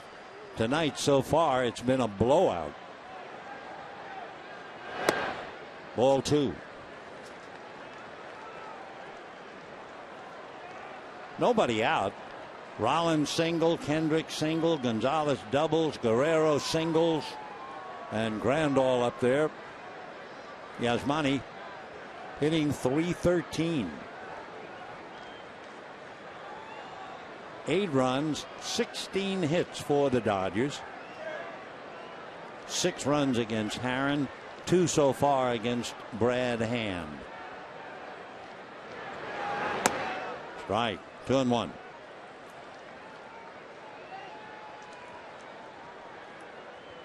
Brad Hand came into the game with an ERA 3.9.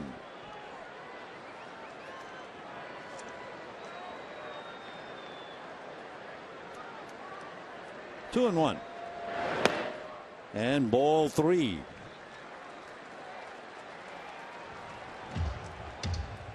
So Brad now 1 pitch away for loading them up. One reason he might stay in there, you have the left-hand hitting Andre Ethier on deck. Strike. Grandal thought it was ball 4. Bob Davidson said no.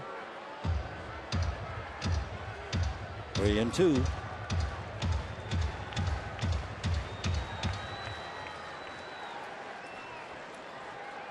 Runners at first and third. Nobody out. Fastball fouled away upstairs.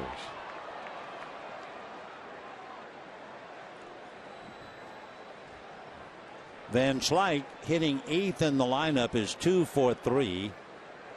He has not scored. Peterson, who has struck out 3 times, has not scored. But the other 6 have scored at least once. And now ball 4, and the bases are loaded.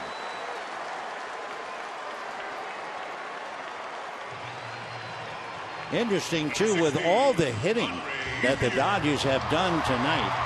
That's their first walk They did have Gonzalez hit by a pitch. So the bases are loaded. Andre Ethier, who hit his 150th career home run in the 4th inning, and single to right in the 5th coming up. Curveball, a broken bat, and a base hit. 2 runs will score. Osuna thrown to the plate. Over to third base goes Grandal on a broken bat single worth 2 RBIs for Andre Ethier.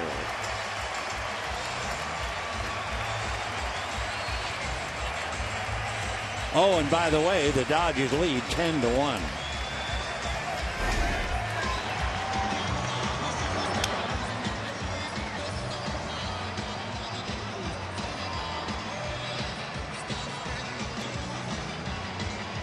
By the way, Ethier, in breaking his bat, hit the first pitch. So that's another note. The Dodgers so aggressive tonight. They have 17 hits and 7 hits on the first pitch. They're going to make a double switch. Ichiro Suzuki will go over into left field. The pitcher will go into Yelich's spot. So Suzuki will be batting 9th. We have plenty time. The dust hasn't settled yet. Massett will be jogging in from the bullpen, and we'll be back. And your attention, please. Now into play left field for the Marlins, 51, Ichiro Suzuki.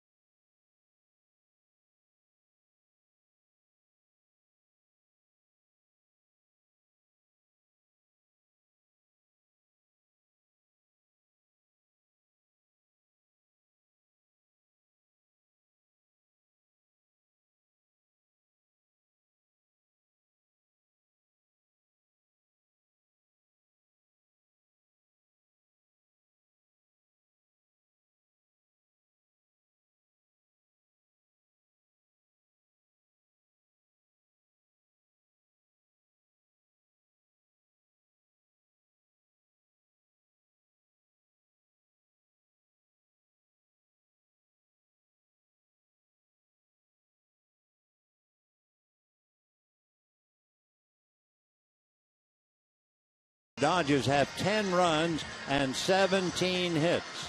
Well, don't forget, Denny's presents Friday night fireworks. So come out this Friday, take your place on the field to see the fireworks featuring songs from 1965. For more information, go to Dodgers.com/promotion. The Rockies will be here Friday night. That's a 4-game series that starts on Thursday. So Nick Massett, who appeared and made 17 pitches last night in the 7th inning and gave up 2 singles. There was an error by Christian Yelich, and he surrendered a run.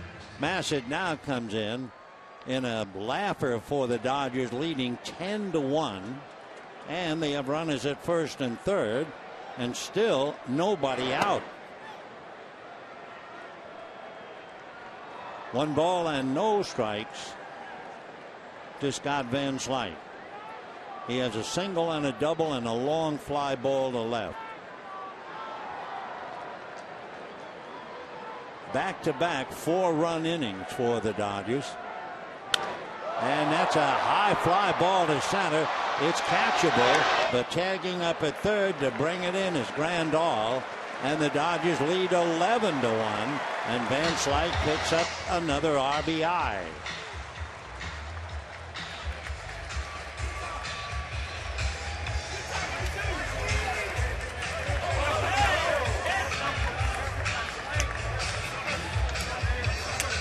But Randall brings it in. Van Slyke drove it in.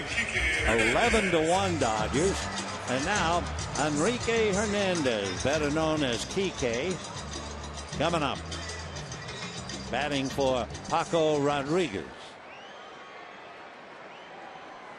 11 runs and 17 hits for the Dodgers. 1 run, 5 hits for the Fish. Fastball pulled just foul. That's something. You come up off the bench, get a 91-mile-an-hour fastball, and you're so quick, you jerk it just foul.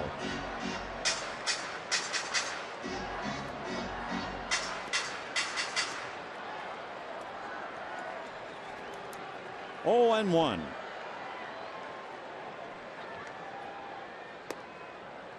Massett has a lot of pitches. The two-seamer that sings, the four-seam fastball. Then he has a curve. He has a slider. The slider looks a little bit like a cutter, and a changeup. Fastball, nice block by Real Muto.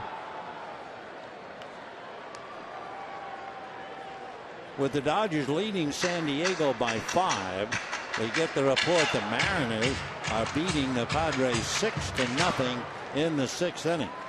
So the Dodgers have a good chance of leading the Padres by a half a dozen. That's a strike. 2-2. Massett, big fella, 6'4", 220.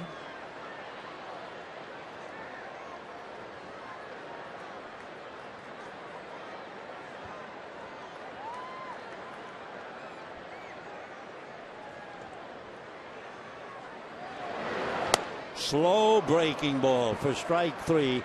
That froze Kike for sure. Number 31. Well, that is finally the second out of the inning. And now here's Jock Peterson. He hit the first pitch he saw tonight for a single. Since then, he has struck out 3 straight times. Peterson has 28 walks and 43 strikeouts. Remember, we were talking about Yogi Berra? Well, in 1950, Yogi Berra had 656 plate appearances, and he struck out 12 times. That's right, 12. Don Mattingly, although he's wearing a windbreaker, Mattingly wears number 8 in honor of Yogi Berra. Yogi was very encouraging for young Mattingly when he came up and joined the Yankees. Everybody loved Yogi. 0-1. Off speed. Peterson in a hole now. No balls and 2 strikes.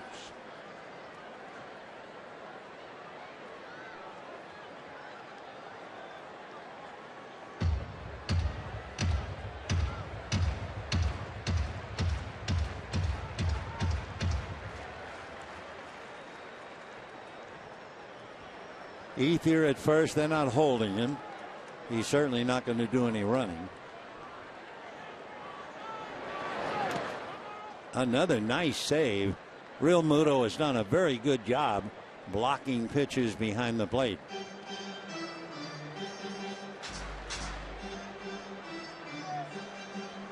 One ball and 2 strikes the count.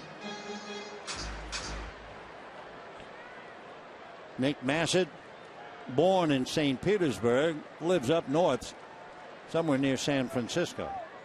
Originally signed with the Rangers.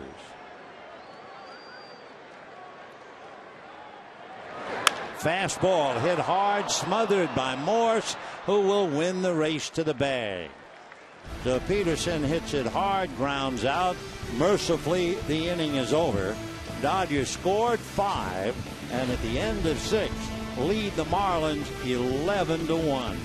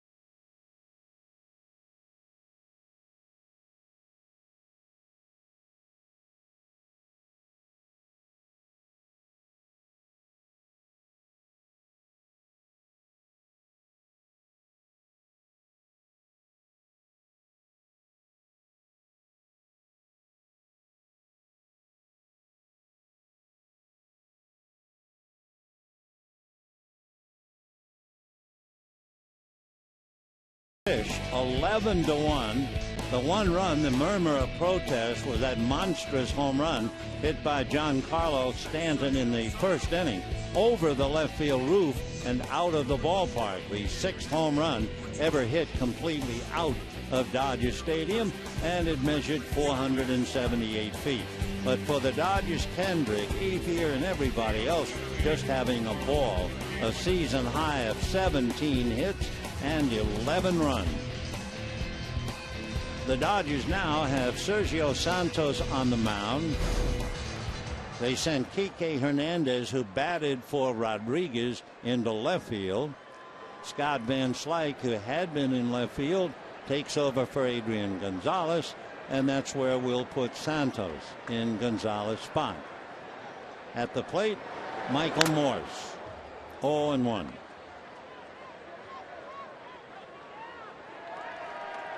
Sergio, who was born in Bellflower, went to Mater Dei High School and originally drafted by the Diamondbacks.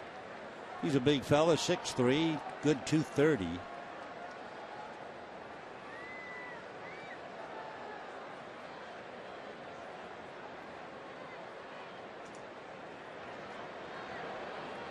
Oh, and 1.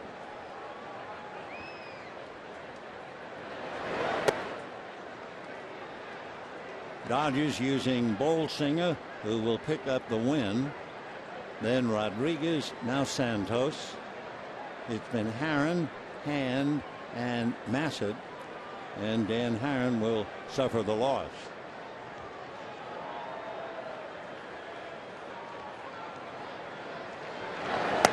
Breaking ball in there.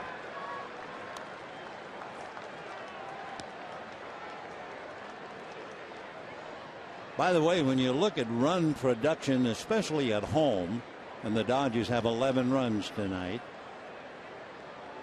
Arizona scored 14 tonight at home. 2-2. That means each team, Arizona and the Dodgers, have scored 100 runs at home. Arizona in 20 games, and Mattingly's crew doing it in 17 games.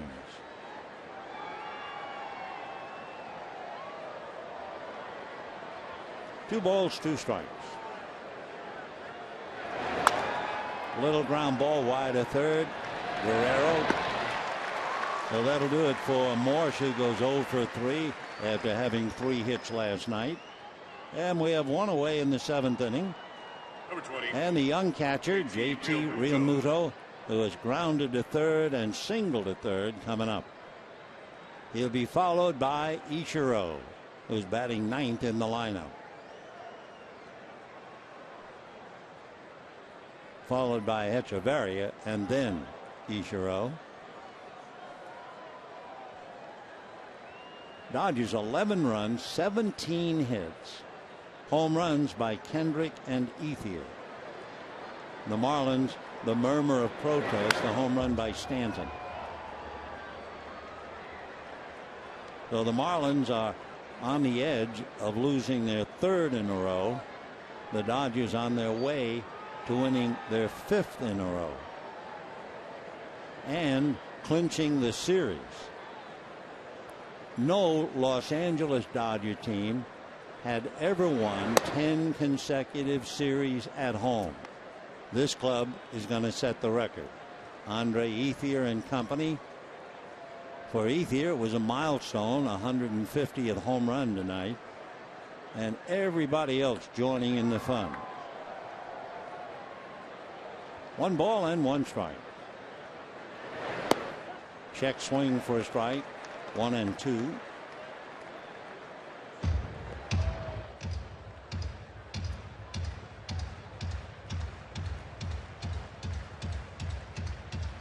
The third batter for the Marlins in the first inning was Stanton, who hit the home run, and their offense has not really been heard from again.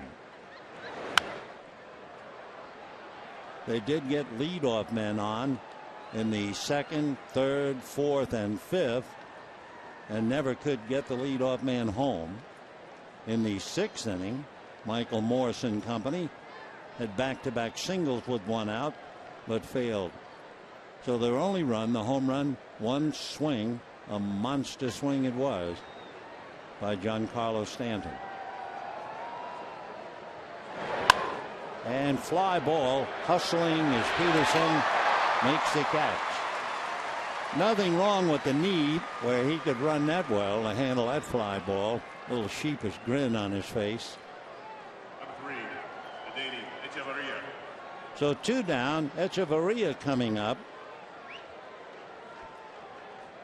Adaney singled and hit into a double play. That was the double play started by Bolsinger. His high throw.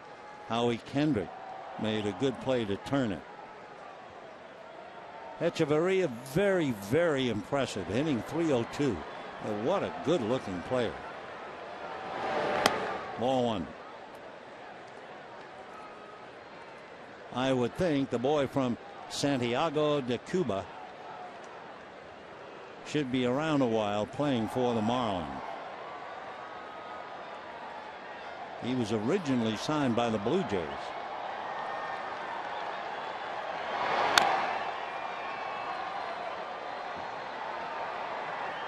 Two years ago, he came up to the Marlins and hit .227, and then last year, as a second-year man, hit .278, and now here he is hitting over .300.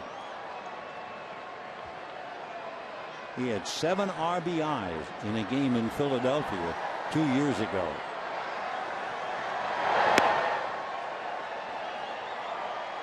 Echeverria is 5'11", 185, 26 years old.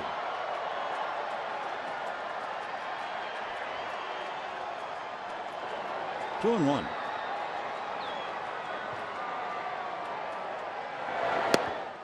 And 3 and 1. We have 2 out in the 7th inning, and the Dodgers overpowering Miami 11-1.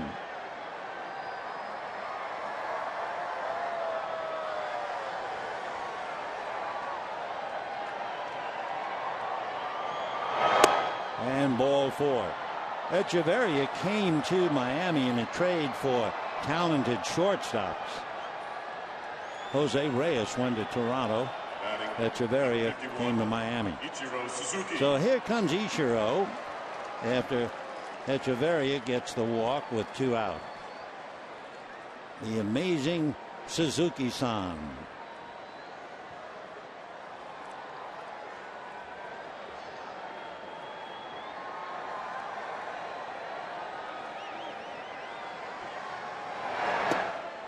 And ball 1.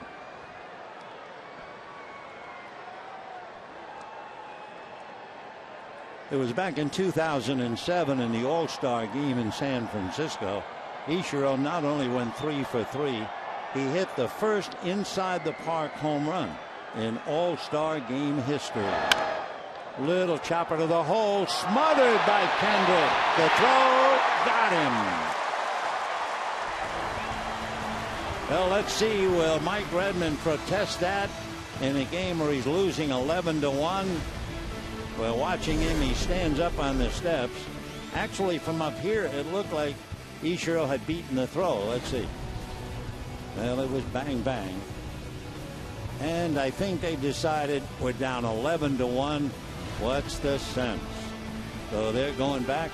Dodgers are leaving the field, and it's still 11-1.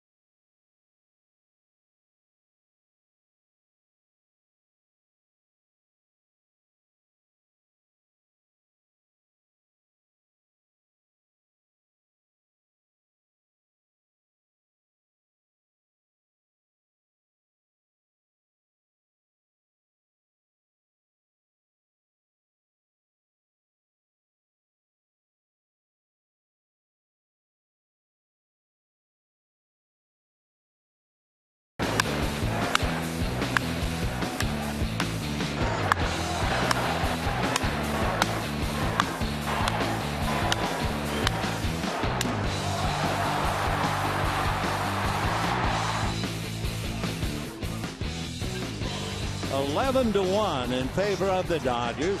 We're in the bottom of the 7th inning. Dodgers broke the game wide open when they scored 4 in the 5th and 5 in the 6th.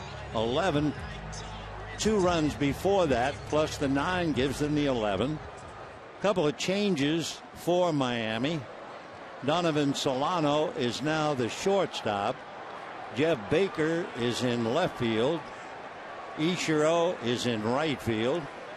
And the plate umpire Bob Davidson and Don Mattingly getting the names in order.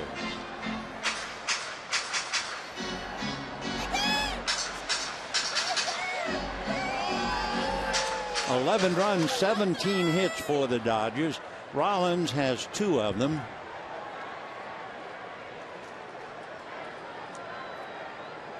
Jimmy certainly has been swinging the bat a lot better recently. Little chopper, and D. Gordon will make the play.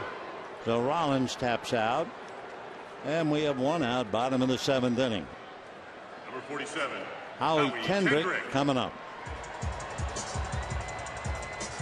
Following the Marlins, the Colorado Rockies come in for a 4-game series starting on Thursday night.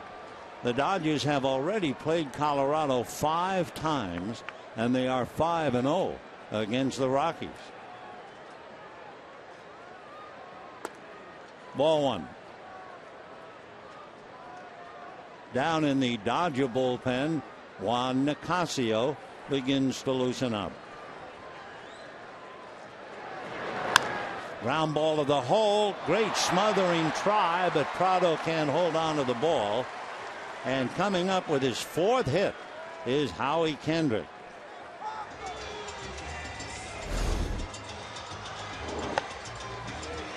Juan Uribe is now coming up to bat. Your attention, please. Pitch hitting for the Dodgers, number 5. Batting for Santos.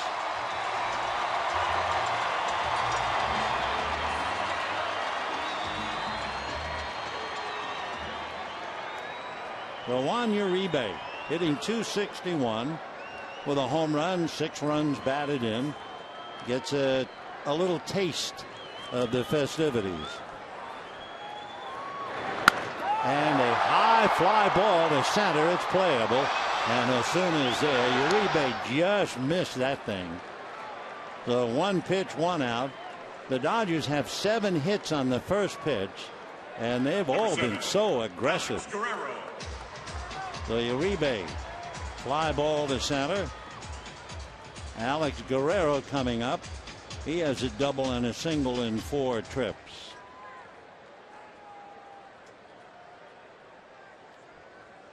So Peterson has 1 hit. Rollins has 2. Kendrick has 4. Gonzalez had 1. Guerrero has 2. Grandal has 2 and a walk. Ethier has 3. And Van Slyke has 2 and a sacrifice fly. So the hitters really fattening up tonight.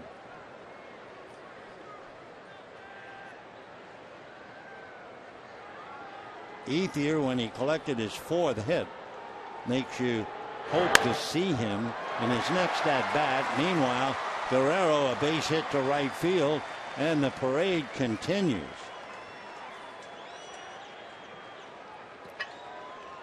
So Alex Guerrero has 3 hits. Yasmani Grandal with 2 singles and a walk. And when you get to Ethier, Ethier has 3 singles and a home run. He's leading the parade along with Kendrick. So 11 runs on 19 hits. The Marlins 1 run, 5 hits.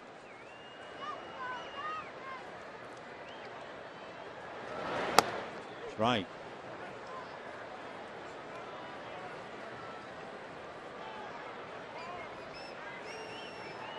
Grandal single to right, fly deep to center, single to center, walked. Scored a couple.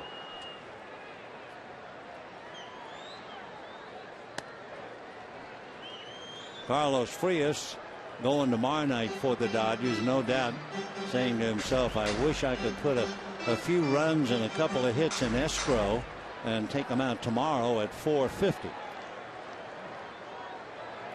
1 ball and 1 strike.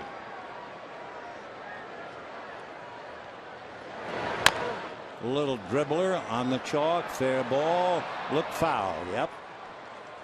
So we'll have to try it again.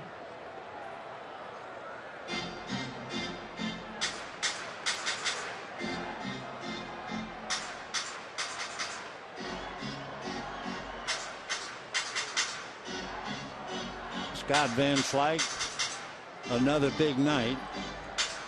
Single, a double, scoring fly ball. The one time they got him, Yelich caught it right near the wall in deep left field.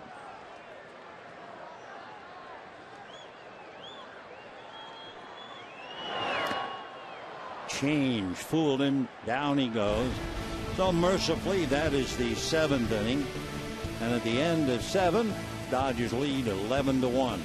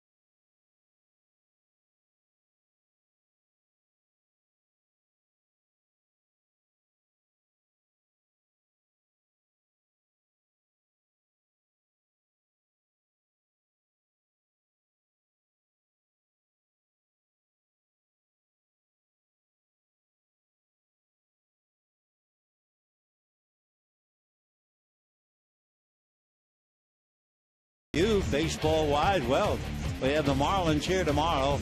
Remember, that is a 4:50 game, so we're on the air at 4:30. Then Colorado comes in for a big 4-game series. Dodgers have beaten them 5 straight times already, and they'll try to continue to fatten up.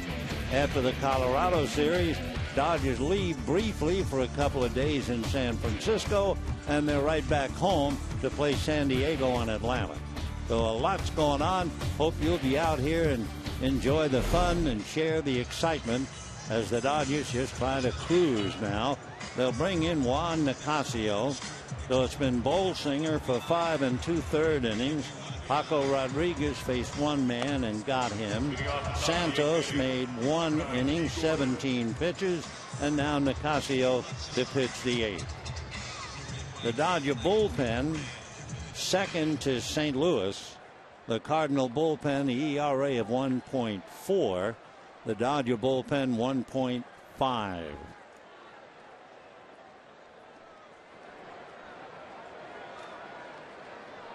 When the Dodgers come up in the 8th inning, if they get around, there are a couple of important at-bats to watch. There's a soft one hopper, and that's going to do it for D. Gordon. So the question is, wow, Gordon goes hitless. How many times has he gone hitless in a game coming into the series? And the answer was 3 times in 29 games. April 11th against Tampa, April 17th against the Mets, April 23rd against the Phillies. And now he's gone back-to-back hitless 2 straight games. And remember, he came in here with a 13-game hitting streak. The 1 out in the 8th. Here's Prado, struck out, fly to left, single to center, 1 for 3. So a couple of former Dodgers who have to be very disappointed. First of all, they're disappointed because their team is going to lose 2 in a row here. But you know, Gordon was hoping to come in and tear it up a little bit. But he went 0 for 4 tonight. And he went 0 for 4 last night. For good measure for D. Gordon, he did walk, tried to steal his 13th base, and for good measure, he was shot down doing that. And then you had Dan Haren. Haren coming in, having won 3 straight, great record of 4-1, and he just didn't have it. In 4 1/3 innings, Dan was charged with 6 runs and 11 hits. So you can't go home again. Maybe that's true in baseball. Martin Prado, 1 for 3. Waves at a pitch off the plate. So 2 down, and the batter is Giancarlo Stanton. The only headlines as Stanton has come out of the game, and Jeff Baker, who is fatty in his spot, coming up. The only headline Miami made tonight was Giancarlo Stanton's home run that went out of the ballpark in left field. Jeff Baker appeared as a pinch hitter last night. It was a valiant at bat. 10 pitches, but he struck out.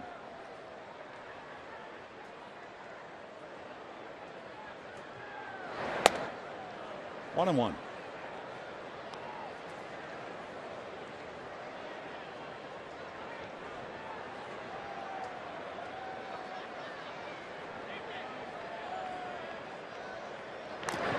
One and two. So Juan Nicasio just trying to get in a little work. Jeff Baker, who was born in West Germany, lived in 9 different cities growing up. His dad in the Army, a West Point graduate. 2 and 2. Jeff Baker spent time with his dad, who was installing missile defense systems in Abu Dhabi. So as he said, soccer was big in the desert, but not baseball. So he and a couple of American families began a little T-ball league. After bouncing around all over the world, Jeff and his family finally settled in Woodbridge, Virginia, and he went to Clemson University. 2 balls and 2 strikes. Ball 3. Baker was originally signed by the Rockies, and he actually came up way back 2005. He's going to be 34.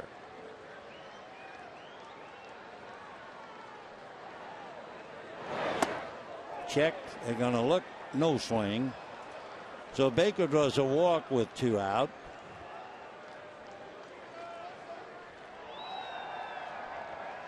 Number 13, Marcell Ozuna flied to right, flied to center, hit into a force play. In the rout tonight, Hechavarria reached third base in the 3rd inning. Prado reached third base in the 6th inning, and of course Stanton touched them all. Justin Bour coming out on deck.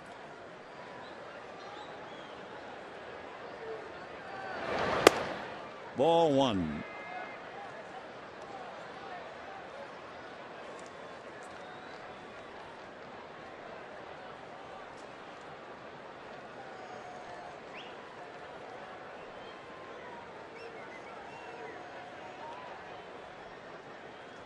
Miami 1 run, 5 hits in there.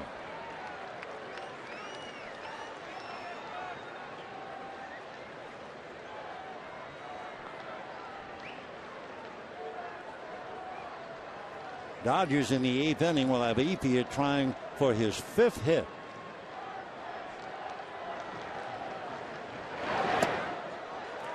Took a little off that. Osuna way out in front of it. 1-2.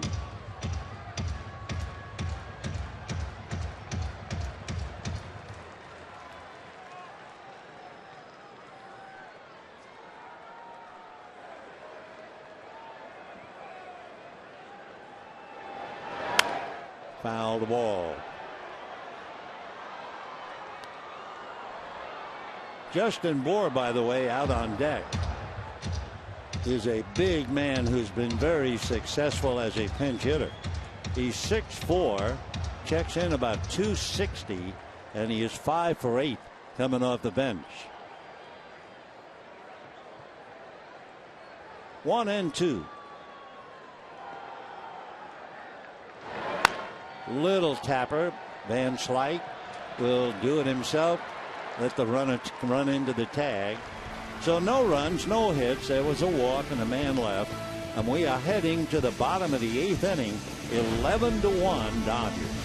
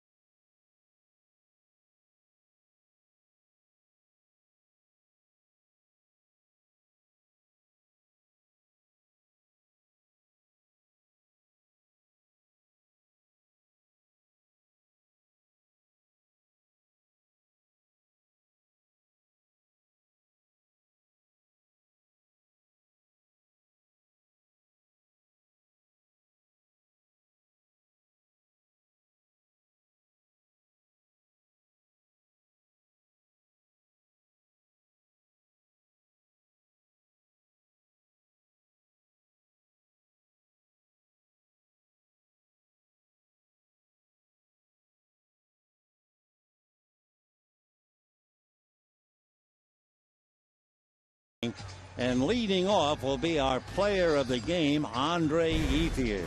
Ethier tonight, 3 singles and a home run. He singled to center, to right, to single again. Then he hit the home run. That was the 150th of his career. Ethier, by the way, now looking for his 5th hit tonight. Andre has had 2 5-hit games. Back on May the 19th, 2006, Andre had a 5-hit game against the Angels. And September the 5th, 2008, he had a 5-hit game against Arizona. In each case, he went 5-4-5. Well, he's 4 for 4 right now. The other man with 4 hits tonight, Howie Kendrick, he had 3 singles and a home run. Howie, 4 for 5, and he had 1 career 5-hit game against Tampa when he was playing for the Angels. So let's see about this one. And there it is, Andre Ethier's 5th hit. He will hold at first. So for the 3rd time, Andre Ethier now has a 5-hit game. Wow, what a night.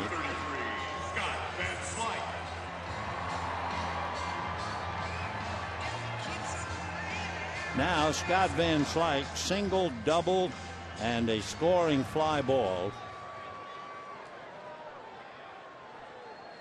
Brian Morris, welcome to the club. He is the new pitcher for Miami.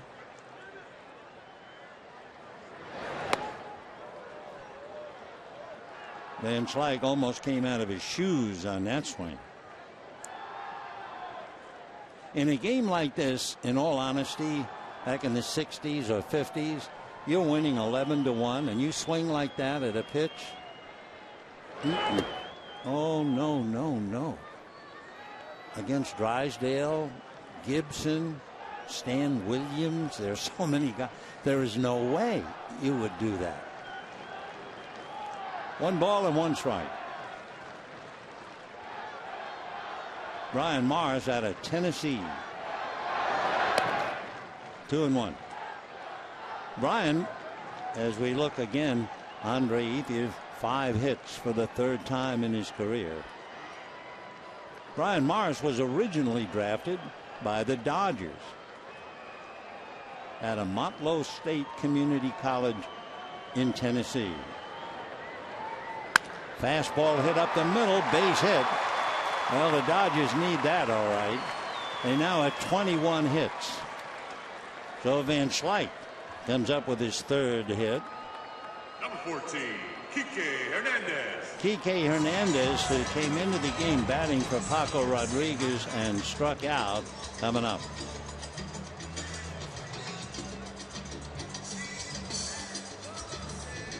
Dodgers 11 runs, 21 hits. Miami 1 run, 5 hits.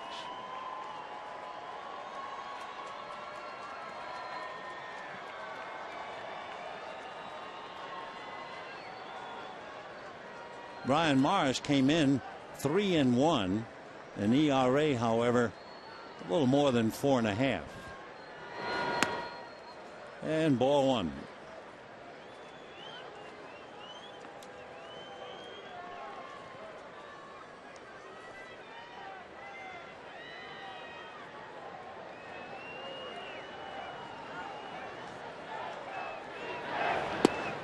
And ball 2.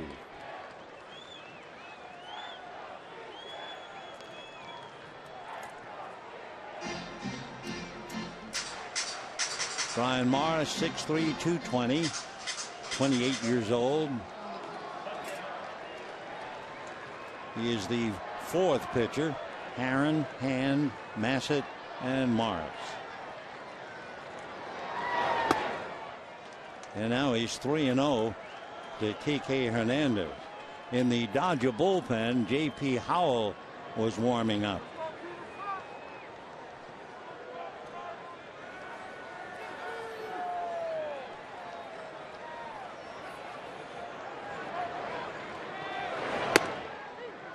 And a strike, 3-1. Giants won their game in Houston. 2-hitter by Chris Heston. Giants won that game 8-1. And the Padres trailing in Seattle 10-3 in the 7th. Fouled away. So it could be the Dodgers would have a 6-game lead over San Diego. San Francisco would be trailing by 5.5 and climb back into 2nd place.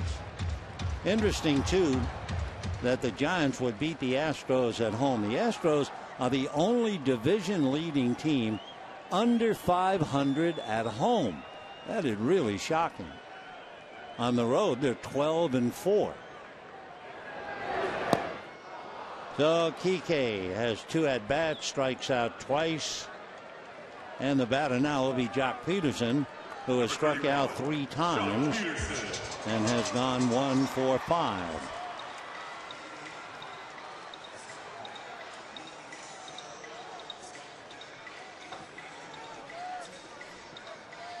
Peterson hit the first pitch he saw tonight from Dan Herron for a base hit, but he hasn't been heard from since, striking out in the 2nd, 4th, and 5th, and grounding out in the 6th.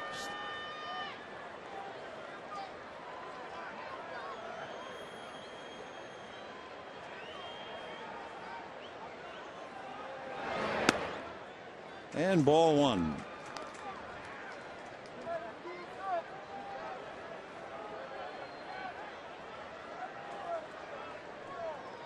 Dodgers have scored 100 runs in 17 games at home.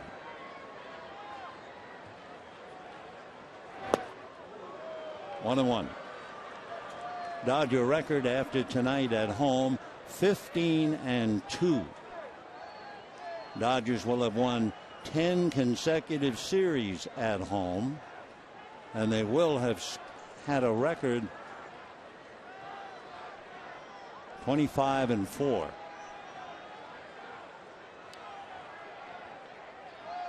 One ball, one strike.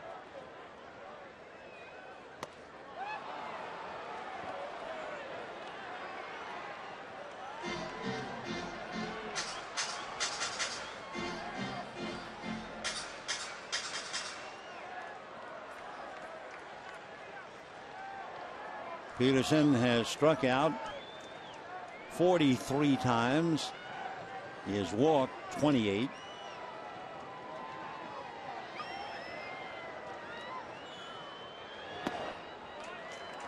Two balls, two strikes.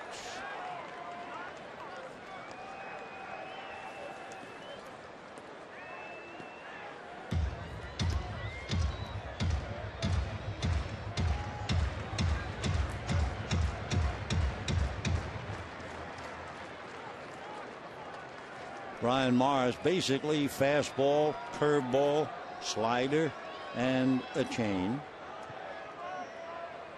He had Tommy John surgery, battling his way back from that.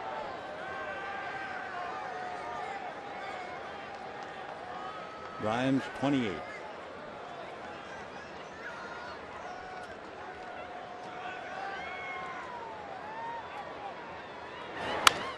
Big ground ball, nice pick by Morris. Morris brings it to the bag. Runners move up, 2 down, and the batter Jimmy Rollins. And you'd like to see Howie Kendrick have one last at bat, but Rollins has to get aboard to extend it.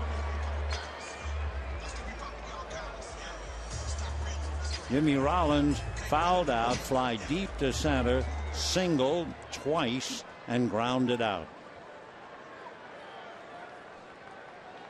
First base open, Kendrick, who has 4 hits tonight. I'm sure he would love to have one last shot to come up with number 5. Ethier was able to do that, leading off the inning. Andres down the line from third. Van Slyke at second. 2 out. Ball 1. Dodgers scored 4 runs in the 5th and 5 runs in the 6th. 9 runs, and that tore it wide open.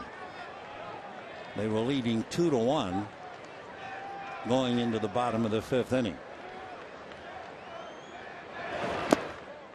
The paid attendance tonight, a lot of folks have packed it in, but the paid attendance tonight, 49,628. Last night, 44,941. There was a lot of excitement until the smoke cleared at the end of the 6th inning. You need 2 gloves to applaud. 2-0 to Jimmy.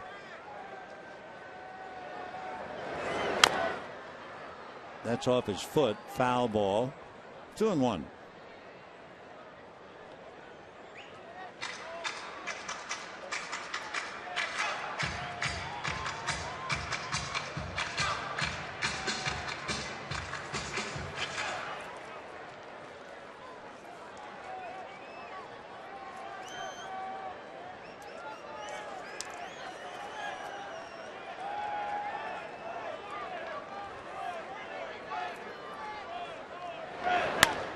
And a high foul ball. Martin Prado making a fine play, gives it to a small girl, and the inning is over. And at the end of 8, it's 11-1. Dodgers enter J.P. Howard.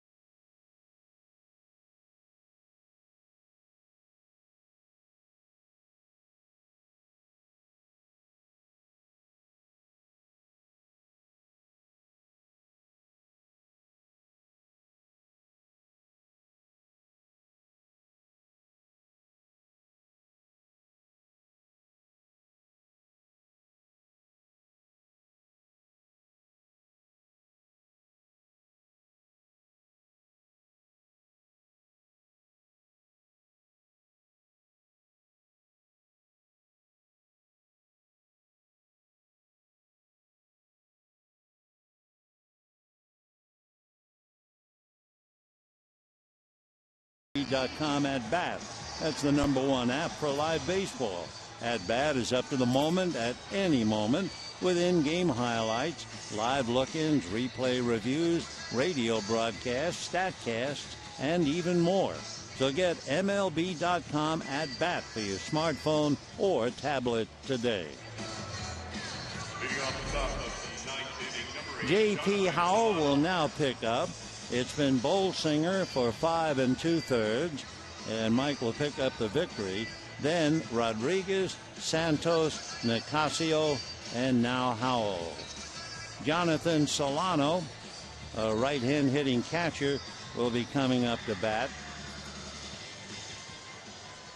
So Howell, with a record of 2-1, a great ERA of 1, and asked now to get some outs.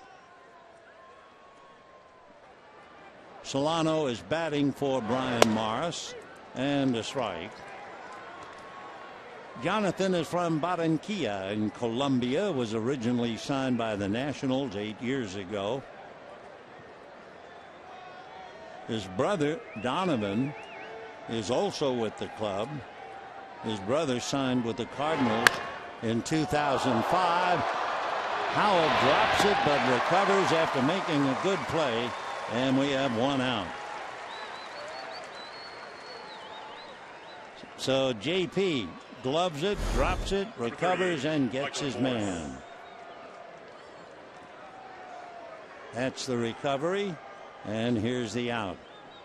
So Jonathan Solano hits back to the box. 1 down in the 9th. Michael Morse, going all the way at first base, struck out, grounded out twice, coming back to ground after a 3-hit game last night. 0-1. The Dodgers 11 runs, 21 hits, no errors. For the Marlins, 1 run, 5 hits, no errors.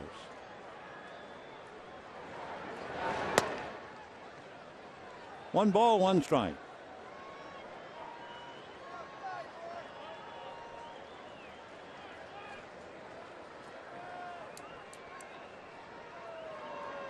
Marcel Solano in puzzled look as if what happened. It was a tough game. Marlins got a run in the first inning on Stanton's home run, which he hit out of the park. Dodgers came back. Kendrick tied it with his home run in the 3rd. Ethier untied it with his home run in the 4th, and then the game collapsed. Nice play by Alex. So Morse grounds to 3rd, and mercifully we're looking for 1 more out. The catcher, Real Muto, coming up, has grounded out, infield single, fly to center.